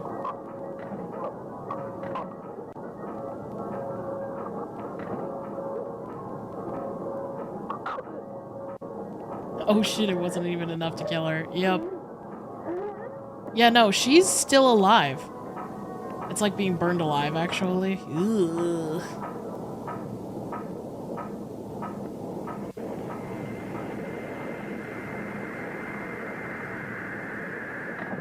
Yeah, no, he put her in the animatronic.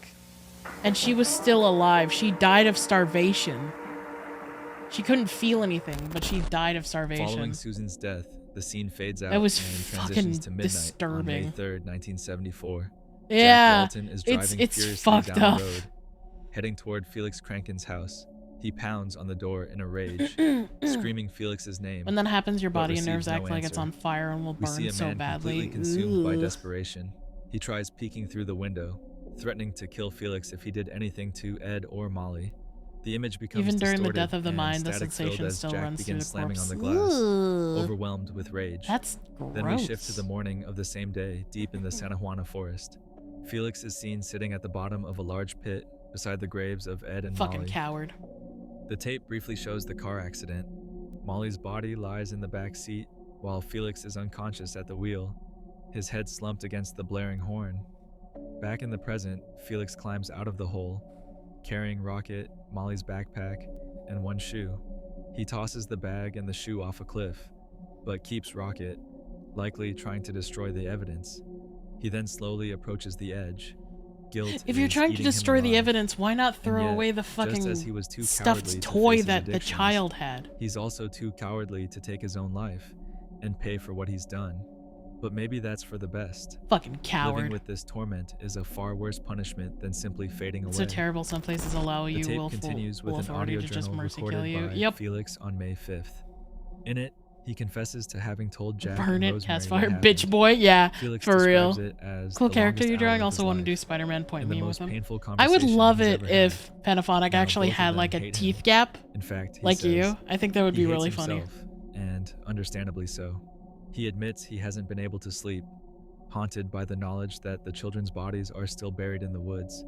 He says he Bitch doesn't boy. know what to do with Rocket. He can't get rid of him, because no matter where he goes, the doll follows. He describes Rocket as a constant reminder of his mistake. The tape then returns to the employees only room right after Susan's death. Here we see Bond placing her body inside Banny's animatronic shell. But before continuing, let's pause to briefly Did examine this the happen cause at of the her death. same time? Some parts of the series suggest that Susan died of starvation, but that doesn't add up. She's clearly murdered by Bond in this moment. She's Or maybe paralyzed. not. It's possible that Susan was still alive after the attack, but left completely paralyzed after Bond snapped her neck. Yeah. Although alive, she was gravely wounded, It's almost like she barely can able to hear me, breathe. guys. and with her stomach feeling strange, likely due to internal damage. This could explain why she felt like she was starving to death in her final moments. As Bond continues inserting Susan's body into Banny's suit, Rocket watches from the corner, helpless to stop him. We're then taken back to the strange, ethereal realm we glimpsed at the beginning of the episode. a white, surreal space known as Wonderland. The void. A haunting kind of limbo for souls who died with She died of unfinished internal business. bleeding. That makes Here sense, we see yeah. Ed and Molly This makes in me spirit sad. Poor form. Susan, yeah. Molly tells her Susan brother really that she had wants like to one of the find worst Susan and ways to help go her. of all of them. Ed hesitates, but ultimately Plus agrees. constricted airways resulting Meanwhile, both Susan in wanders the both same trapped realm, air and crying gas. out for help. Yeah, I feel In the like there are distance, several we hear ways that someone she could have whistling, drawing died. closer. It's none She other could have even than like the soul of the merciless choked on her own psychopathic blood, killer who took her life. which is disgusting to think about, but it is a possibility.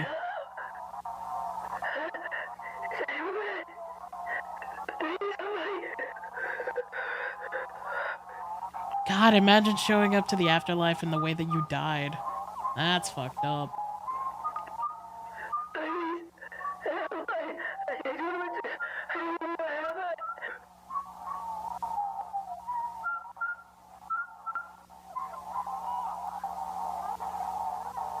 I can hear you, Susan. I'm here. God, imagine the Grim Reaper sounded that sexy, Jesus. She needs to breathe, that is terrible, yeah. Don't you worry. You're in safe hands, Susan. Whose fucking voice is that? He sounds so sexy, and for what? Wonderland. Your new home. Isn't it beautiful? Isn't it beautiful? Dead? No. Not yet, at least. Your heart is still beating, but your body is now functionless. Functionless. Out there, you're slowly suffocating. But here, you're safe. The spirit doesn't pass on quite as fast as the body does. I would know. Oh, right, it's... I remember. Oh, where are my manners? Pleasure to meet you. Whose fucking voice is that? I need to know. Is Bon, and you're Susan. I've had my eye on you.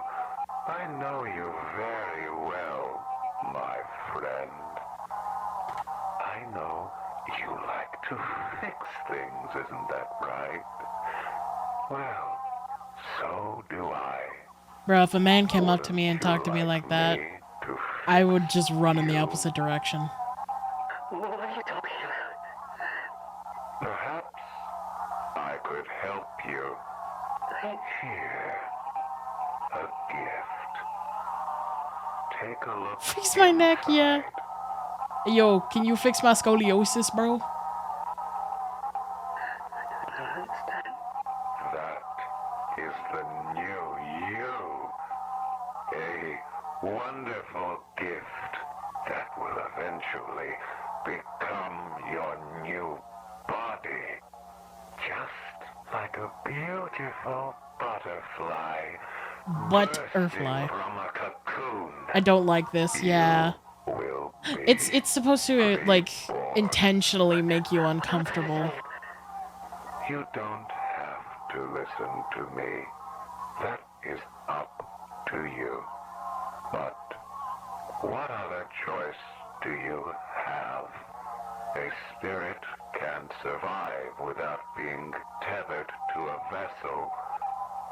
I know you're scared.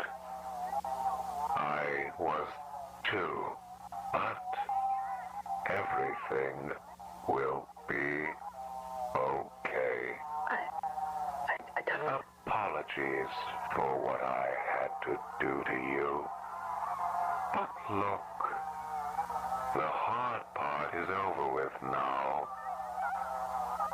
Besides, Ew, he's got real teeth. can't make an omelet without breaking a few eggs. Ew.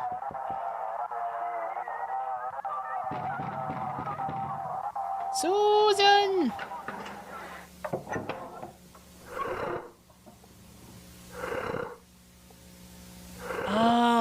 screaming is so uncomfortable. Yeah. The children of the corn.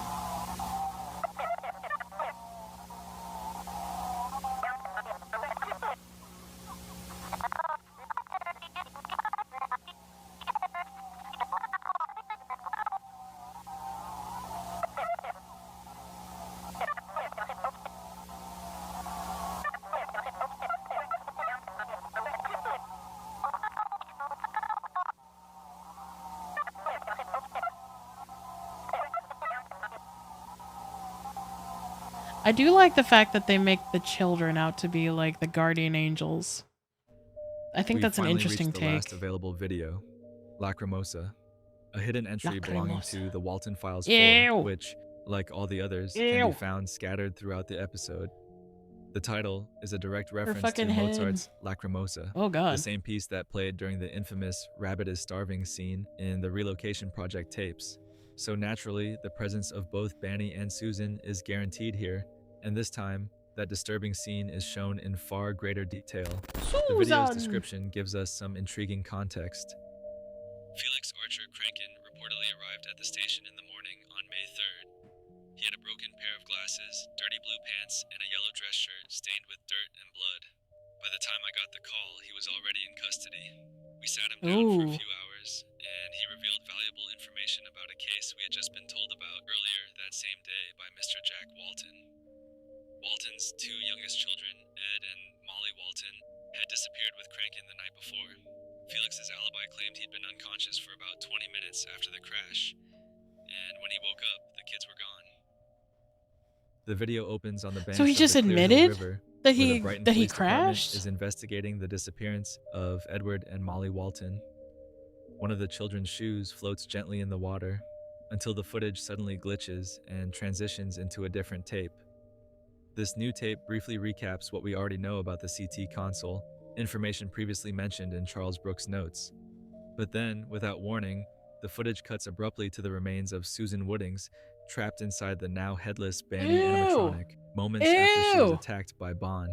God, they In the really don't background, hold we hear back a now, voicemail from huh? Charles Brooks, expressing sorrow over his missing friend. He says she was last seen on June 30th, though he's unsure of the date due to being ill at the time. As Charles speaks, we see Bon forcing Banny's head onto Susan's twitching body. Shockingly, she appears to still be alive. All of this unfolds while the soul of Bon, whom we can now identify as also being Bon, stares directly at us from a nearby shelf. Slowly, his face grows larger until it fills the entire Michael screen, Jackson. and then fades to black. Afterward, the tape displays a map of the backstage, now strangely merged with Wonderland. This might be a sign that Susan has died for good, and her spirit is now fully trapped inside Banny. Suddenly, we see her begin to rise. She's breathing heavily, agonizingly, as she stumbles through the dark, empty halls of Bon's Burgers. Room after That is one room, poor she fucking walks woman, through a yeah. seemingly endless maze, until she encounters an old CRT television. On screen is the corner of a room filled with static noise. Eventually, a shadowy figure appears, interrupting the signal. From the darkness, Bon watches her every move. As she approaches, a deep, guttural voice urges her to follow it. A door opens, leading into Wonderland. Perhaps everything we've seen has been taking place there, rather than in the physical world. I'm writing Before this Susan can agony down. react, I'm using Bon this. appears right Jesus in front Christ. of her, this time headless, part of his endoskeleton exposed, with Ew. glowing eyes piercing through the darkness. And just like that, the video cuts to black, marking the end of all currently available content.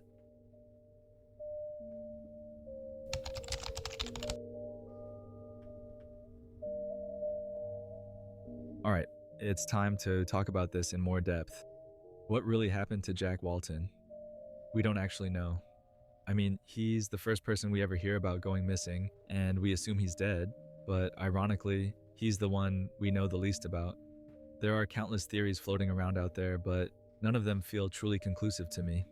On one hand, a lot of people believe Jack's soul is the one possessing Bon. That's pretty much what everyone thought at the start of the series. But that theory kind of falls apart the more you look at it. Not only does the entity inside Bon look nothing like Jack, and openly refer to itself as Bond. But their personalities are completely different. One is a sadistic, psychopathic killer, while the other was, at least on the surface, a hardworking father and seemingly good person who would have done anything for his Seemingly. kids. And yet, the fact Not that my cup Bond of juice. almost Horror always really, shows up deaths right are around the often time gore or Jack appears torture, on but this is screen, creative it's in a clue prolonging that such basically terrible screams torment. at you. Yeah, the They're same with connected me. somehow. Like, Some have speculated for most horror movies and stuff like that, it's mainly just like a slaughter fest. And honestly, I'm not too interested in those sorts of things. Or like, you know, the psychological horror things. Like some of those are cool. Some of those like put like a creative spin on it. Um but there are some that just like rub me the wrong way where like I get way too anxious about it and I don't really like to think about it that much. Um but as someone who was interested in Five Nights at Freddy's a while ago, and then getting into this, I really like how they're fleshing out the characters and like the world building so far. It's really interesting. that Jack's soul might be trapped within the tapes themselves, but I don't really buy that either. Most of his appearances seem to be the souls of Ed, Molly, Rosemary, Susan, and Charles trying to jog Sophie's memory, pushing her to remember what happened to her father. Maybe I'm wrong and there's something more going on, but at this stage, any theory we can come up with feels a bit premature, especially considering that, believe it or not, the series is only just beginning. Then there's Find Jack Walton, a Oh website yeah, the entirely website. dedicated to his disappearance. It's full of interesting information, plus some hidden links that lead to other pages. If enough people ask for it in the comments, then in addition to the upcoming video on the non-canon episodes, I'll also make one where I dig into everything that can be found on findjackwalton.com. But for now, we reach the end. Yippee! Alright, that's all for today. I honestly can't wait to see how this amazing series continues, and I really hope the 5th installment drops sooner rather than later, so we can all finally enjoy it together. That said, let me know your thoughts in the comments. I love reading them. If you want more videos like this, Yes, I understand.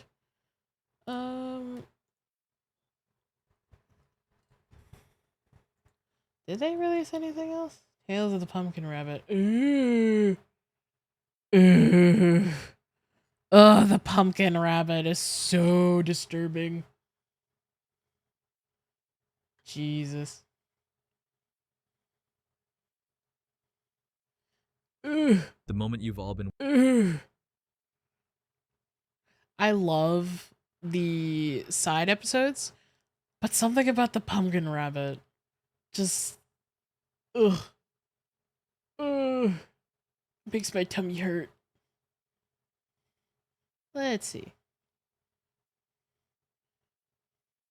Vita Carnus. Vita Carnus is terrifying, but it's also kind of cute.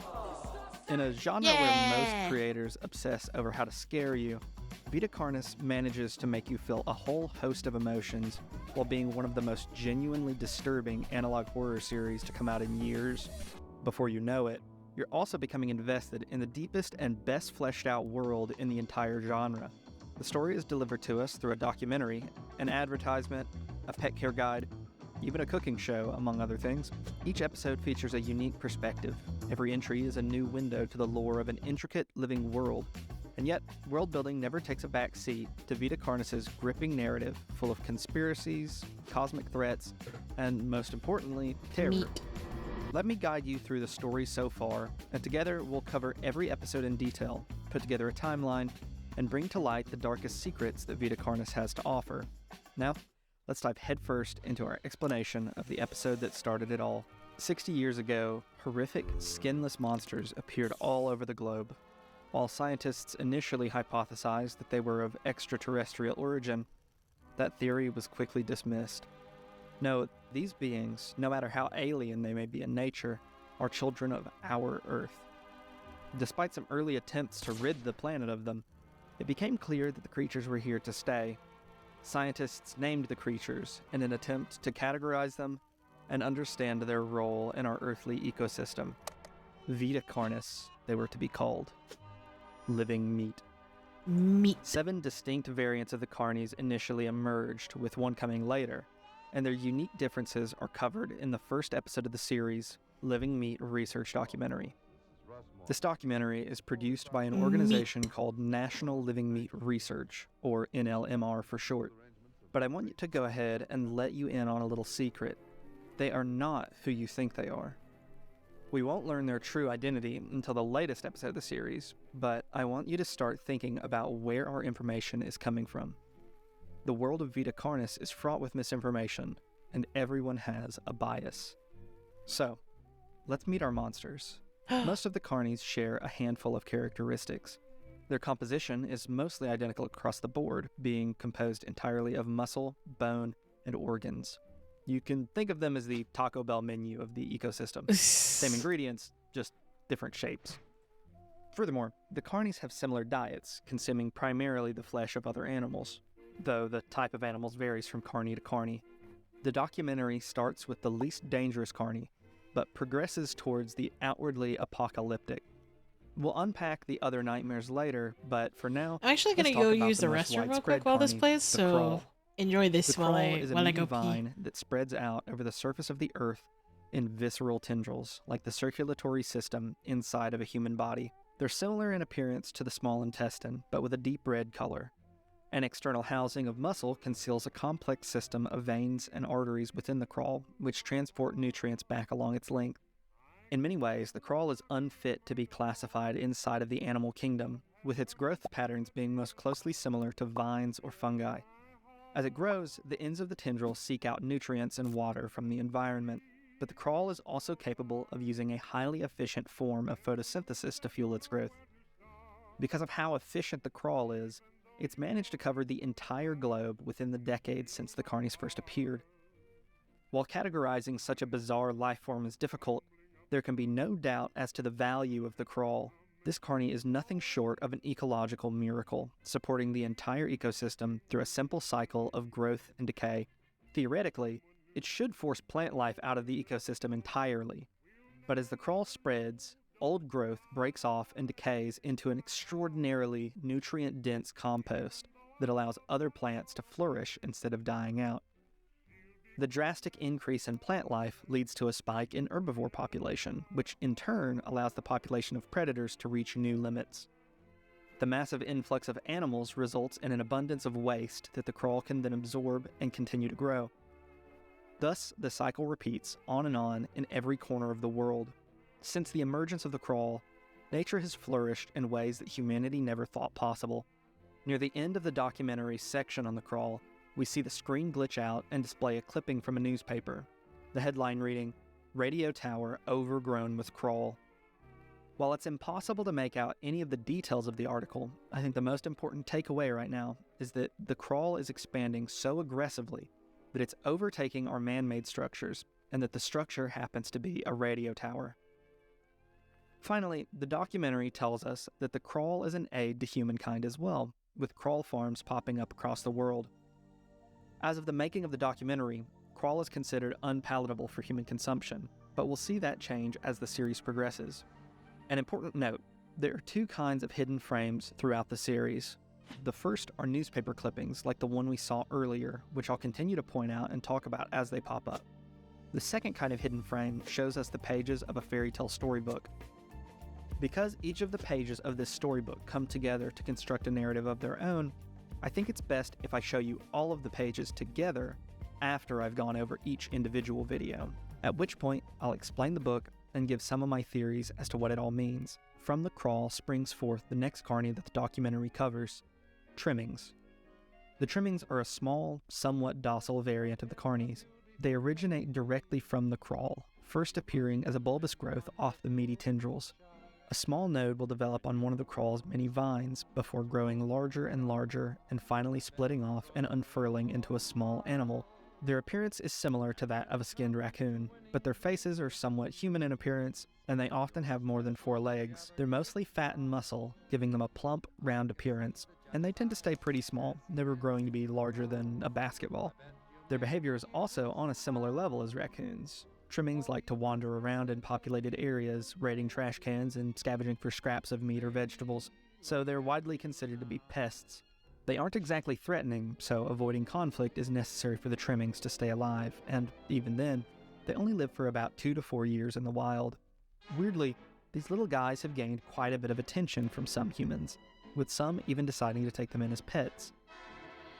You don't want to be like this. This is disgusting. This is awful in every way. If I could kill it, I would. There's another hidden newspaper clipping in this video discussing a massive gathering of trimmings that has been discovered. This time, we can make out some of the details of the article, and we see that over 400 trimmings were found under a large, abandoned satellite dish. Despite their helplessness, the trimming population thrives across the entire globe, since the crawl is able to produce them in such abundant quantities. While most are left to roam the streets, a select few of them have been welcomed into the homes of humans and are taken care of as pets. Still, they provide no useful function to mankind, unlike the next carny discussed in the documentary. The third variant is known as the meat snake. The meat snake is, as the name suggests, a long snake-like creature, though to be honest I'd say it's a little bit more like an earthworm in appearance. The snakes are mostly meat, but are covered with a transparent membrane that stretches across the creature's entire body. A long tongue covered in sensory organs flicks in and out of the meat snake's mouth, leading it from corpse to corpse. It consumes dead animals or chunks of dead animals with no apparent preference for any one species over another. A meat snake is just as content to feed on bits of roadkill as it is to feast on the bodies of soldiers strewn about a battlefield. It cannot eat healthy, living creatures. The meat snake utilizes a bath of powerful chemicals within its stomach to break down bodies, but tougher bits of a carcass, like hair, fingernails, and bones, must be ejected. Like some sort of twisted hermit crab, meat snakes regularly scavenge the skulls of other animals to use as its own, exchanging the skulls as necessary. Favorites of the meat snake include deer skulls or even human skulls. The meat snake starts its life being quite small, only a few centimeters long. In most cases, the snakes grow to be much larger, regularly surpassing 15 feet in length. In the aftermath of natural disasters, war, or plague, the plenitude of food allows meat snakes to grow unabated. Like its size, the lifespan of a meat snake is also dependent on how much it consumes. The longest recorded specimen is believed to have lived for 28 years before it finally croaked. A hidden frame in the video reveals that researchers have even discovered a meat snake that surpassed 120 feet in length. With this article, we're actually able to make out quite a bit of what it says. It tells us that the giant snake was discovered in an exploration of underground structures in the wake of World War II. The most upsetting part of this discovery were the signs that the meat snake had reached such a massive size due to the actions of a cult. It's believed that the cult gathered a large number of bodies from the war and brought them deep into the tunnels below the battlefield before force-feeding them to the meat snake. This is some of the most alarming news that we've gotten to date, and it introduces a new player into the plot. Someone out there wants to serve the Vita Carnis in some capacity. The video continues, and we learn that, like the trimmings, the meat snakes are mostly docile. If they did pose a All danger to hail us, the we meat would have snake. a very hard time dealing with them. The meat snake's skin protects it from many harmful chemicals, making it nearly unkillable. The only ways a meat snake can even die is from starvation, burning, or the destruction of its coating. One of the most unique aspects of the meat snake is that it is the only carny that can reproduce. Ooh.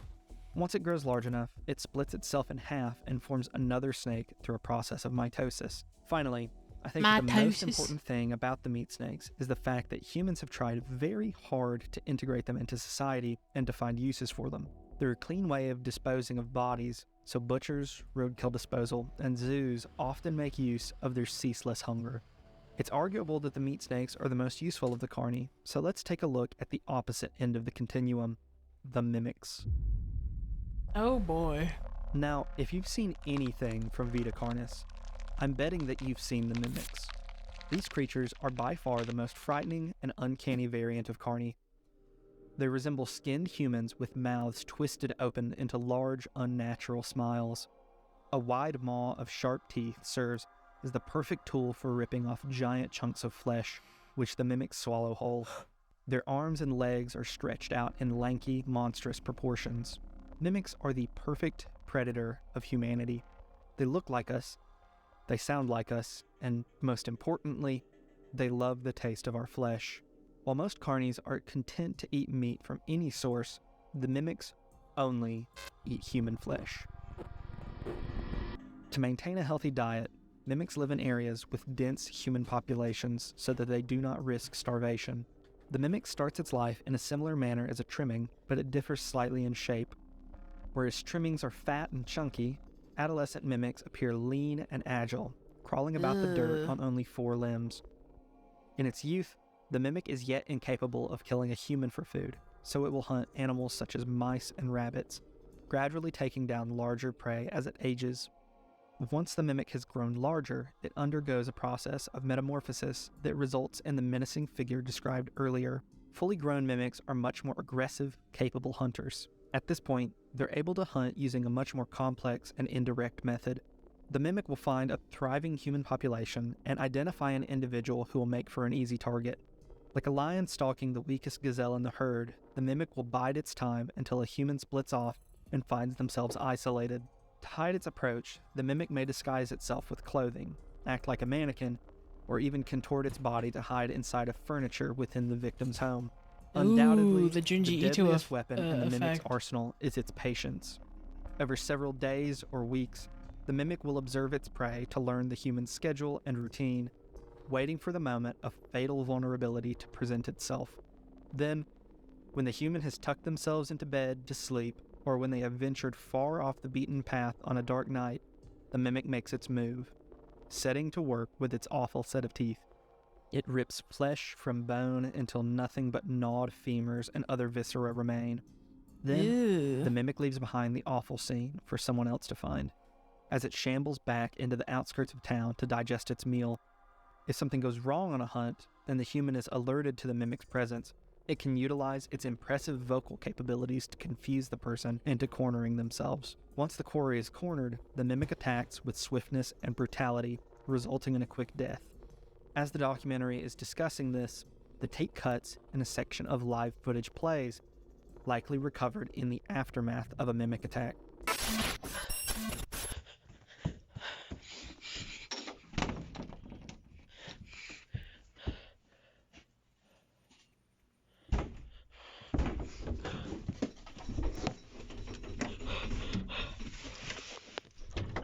I'm sorry, but this dude just looks so fucking goofy.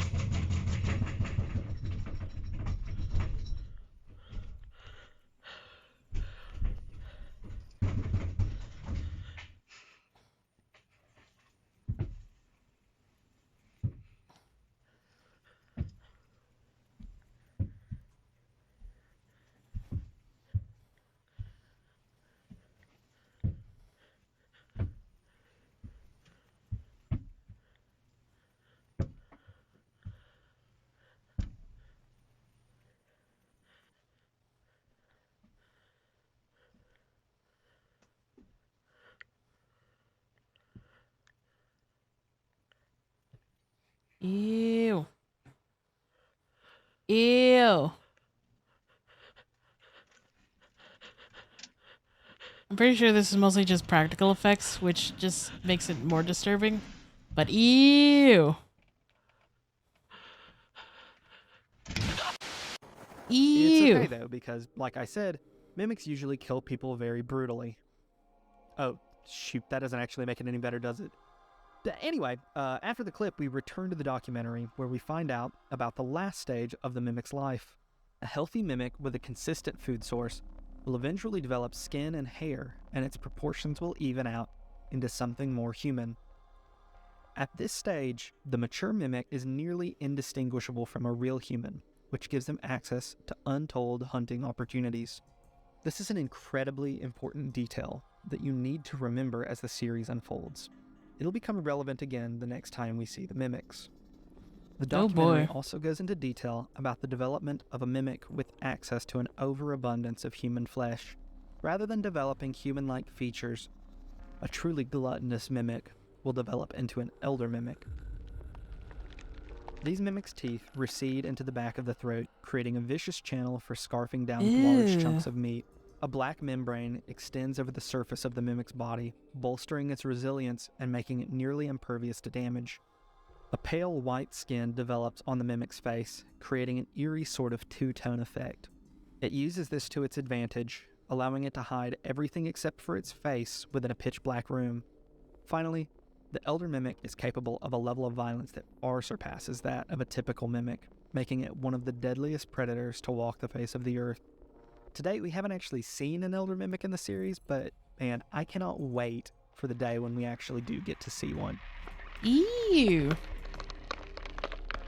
The Crunchy video bones. ends with a brief discussion of the defensive options available to us during a mimic encounter. Naturally, the best defense is to stay away whenever possible, but when that isn't possible, the video instructs us to hide behind low furniture and to try to make as much noise as possible to attract other humans. It tells us that guns and other weapons are nearly useless against the mimics due to their resilience, so it's better not to even try to harm them. If you're thinking that sounds like crappy advice, you're right. Moving on. While less frightening than the mimics, our next variant is no less deadly. In fact, the Harvester is perhaps even more dangerous than any mimic could hope to be, as its reach is tremendously expansive. Harvesters are another breed of carny that sprouts from the crawl, but unlike the trimmings and mimics, harvesters never split off from the main growth. Instead, the nodule will continue to grow and grow into a tall, rotund bulb until it eventually begins to sprout subterranean tendrils of its own. Ew. Two types of vines Like a reach Metroid. out over a vast range, extending underground to a radius of nearly 500 feet. The first of these vines is a meaty, girthy tentacle lined with sharp spines which rests under a shallow layer of dirt. The spines running along its length are designed to deliver two different poisons to the harvester's prey. One side injects a fast-acting neurotoxin, which attacks the nervous system and paralyzes the creature in a matter of seconds. Simultaneously, the other spine administers a lethal dose of a potent anticoagulating agent, which serves to bleed the creature dry. When these spines clamp down on prey, the tentacle begins to thrash and rip at the animal's skin, creating deep gashes. It's a deadly combination that results in a 100% fatality rate across the board on animals and humans alike. Soon after death, a smaller, secondary set of tendrils, much more similar to those of the crawl, will worm their way up through the soil to soak up the blood from the dying creature. Then, they will sprout to the surface and begin to wrap around the creature before slowly pulling it down into the dirt to decompose. Despite being such an effective predator, the harvester is an exceptionally choosy carny. The reflex within its tentacles is only triggered by animals of a certain size, allowing smaller animals to pass through the area safely. Scientists have developed a couple of competing hypotheses to explain this odd behavior, proposing that perhaps it's simply inefficient and that small animals don't provide as much energy as it takes to kill them. Other scientists theorize that perhaps it's a tactical choice, designed to lure in larger predators that hunt for weaker prey. It's not clear which Hey! or Thank you for the raid! Welcome on in! But the harvesters remain. Surely violence will solve all my problems. Yo! One of you has the king!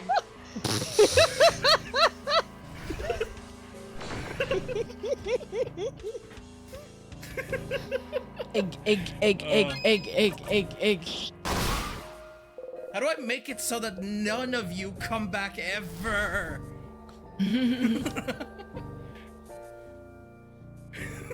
Sith having a normal time.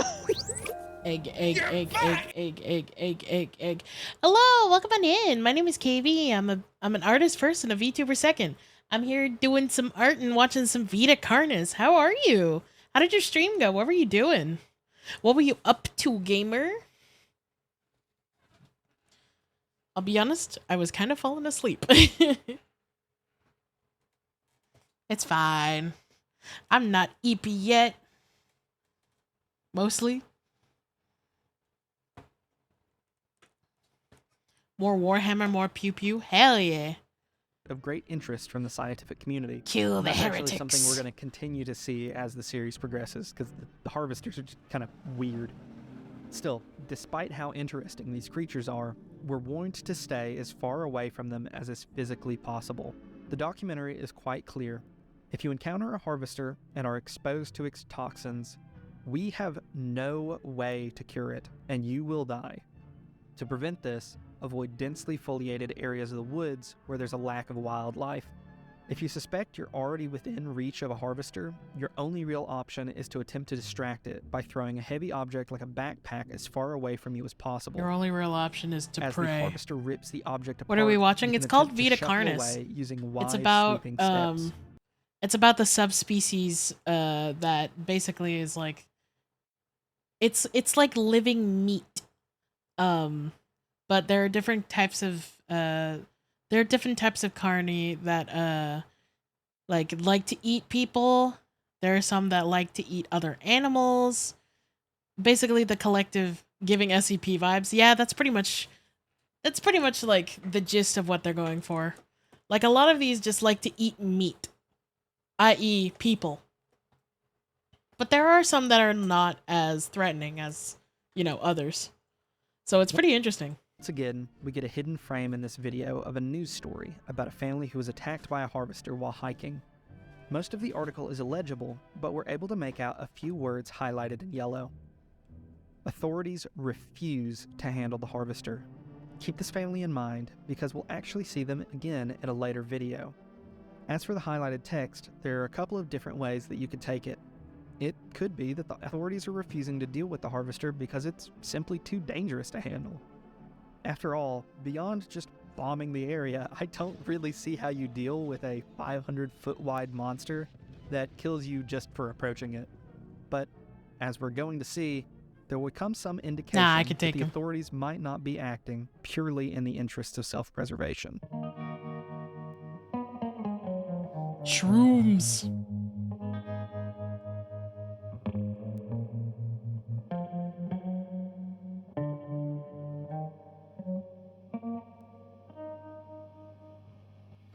We're coming up to the final few variants now, and you'll see that they start to get more and more strange.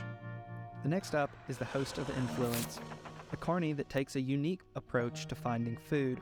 The host is named after a host that invites dinner guests over to a party, not the host in a parasitic relationship. It has a semi-humanoid body structure, but with a clump of muscle fibers that extends down into the ground, rooting the host in place. It is, however, able to uproot itself if it decides to move to an area with a greater supply of food. Like most other carnies, it lacks skin, but the host has a unique sort of meaty plating that protects its most vulnerable points from harm. You can think of this like a knight's plate mail, protecting its user while maintaining flexibility. The host's head has a smooth, featureless patch where the face should be, and a long, vertical mouth that cuts down through the neck, allowing the host to feed. Ew. Several long, hollow hairs extend from the host's back towards the sky. Like a chimney letting off smoke, the host uses these hairs to release dangerous spores into the atmosphere that can travel for extraordinarily long distances. These spores are so dangerous that even approaching a host for research could prove fatal. Fortunately for some of you, not me, hosts are found exclusively in North America and are one of the rarest carni to have ever been discovered. As a result of their deadliness and rarity, we have precious little information about the hosts and their behavior. What we do know is that proximity to a host is not necessary for them to have a destructive impact on humans. The cloud of spores released by a host can wreak havoc if inhaled by a human, resulting in severe behavioral abnormalities. Restlessness, sluggish movement, numbness, and an overall lack of coordination are the first signs of infection, but these that's just me with symptoms soon ADHD. give What are you way to a talking about? series of more serious issues. Violent migraines, impaired speech, and constant trembling are yet more Okay, well, that's precursors just to the most anxiety. heinous effect of the spores. The documentary urges viewers to step forward and act whenever a loved one begins to demonstrate these symptoms, as the final steps of infection set in after just 6 to 7 hours. At this point, the spores exert total control over the infected human, causing them to use whatever means necessary to reach the host of influence. This is how the host hunts, by taking control of the mind of its prey, leaving them helpless to fight back. As the documentary explains this, we see clips of a person who's presumably been infected walking down the street, likely towards the host. The narration continues, describing that once the prey reaches the host, they will kneel before the host, carny, yeah. arms outstretched, I like the way he says exposing it. their vital organs. The Fortunately, host I don't quickly and touch grass. violently Me removes neither. these organs from the human, consuming only the most prime bits of meat and refusing to eat the scraps. Thank you for the hydrate, Thankfully, Maces. unlike with the harvester, there is a path to safety for the infected human. If they can be restrained and kept away from the host for a total of 36 hours, the Host. effects of the spores will begin to wear off, allowing the human to recover and return to life as usual. As I mentioned, it's been very difficult for NLMR to document this variant, and that's a trend we'll see echoed across the final 2 species.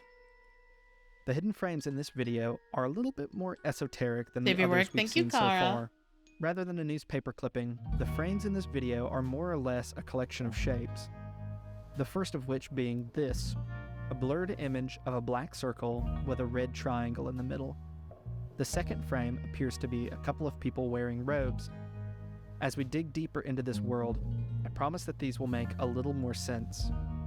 By far the most eldritch of the Vita Carnis are the 7 gargantuan monoliths. Due to their size Jesus. and proximity to one another, we've been able to locate every single member of this particular species. The monoliths are an entirely stationary variant that stands more than 350 feet tall, with each one being firmly rooted into the ground in a similar fashion as the host, only with a much more expansive root system. In place of arms, it possesses several long strands of muscle fiber that reach to the ground.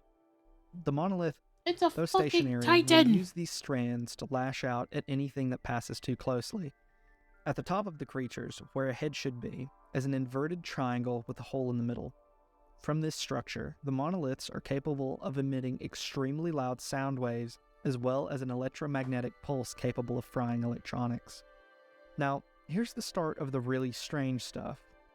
Firstly, the monoliths only appeared recently, nearly 40 years after the rest of the Vita Carnis. If such a monstrous creature had been around since the 30s, they would have been discovered much earlier, so they seemingly appeared from... I'm gonna be honest, guys. I'm kind of falling asleep. So I think I will save this here, and I will continue this perhaps tomorrow. Hopefully tomorrow, considering tomorrow is Easter, I'll be free to do more stuff. As of right now, I'm just kind of tired. Today's been a very long day. But I appreciate you guys sticking with me.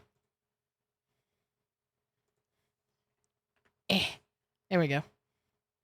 But yeah. Always, yeah.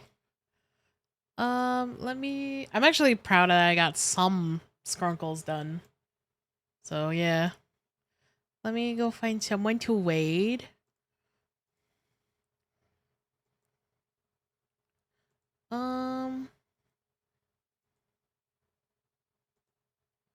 Oh, Selena's on.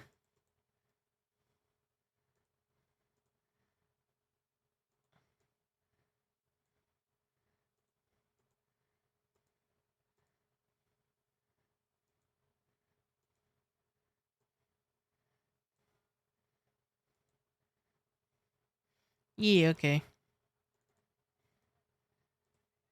I'm going to raid this Celine because I never get to do that anymore. Have a good night. Thank you, Egg. Thank you again for the raid. I'm sorry that I wasn't streaming as long as I normally do. But yeah. Hopefully I'll be streaming tomorrow, but we'll see. There is a raid message if you are following me, and there is a raid message if you are subbed. I appreciate you guys stopping by. And hopefully I can do more stuff later. Make sure to follow my socials to make sure when I go live. Make sure to join my Discord so that you guys get the notification from the bot when I actually go live. So yeah. I will see you guys perhaps tomorrow. Bye-bye.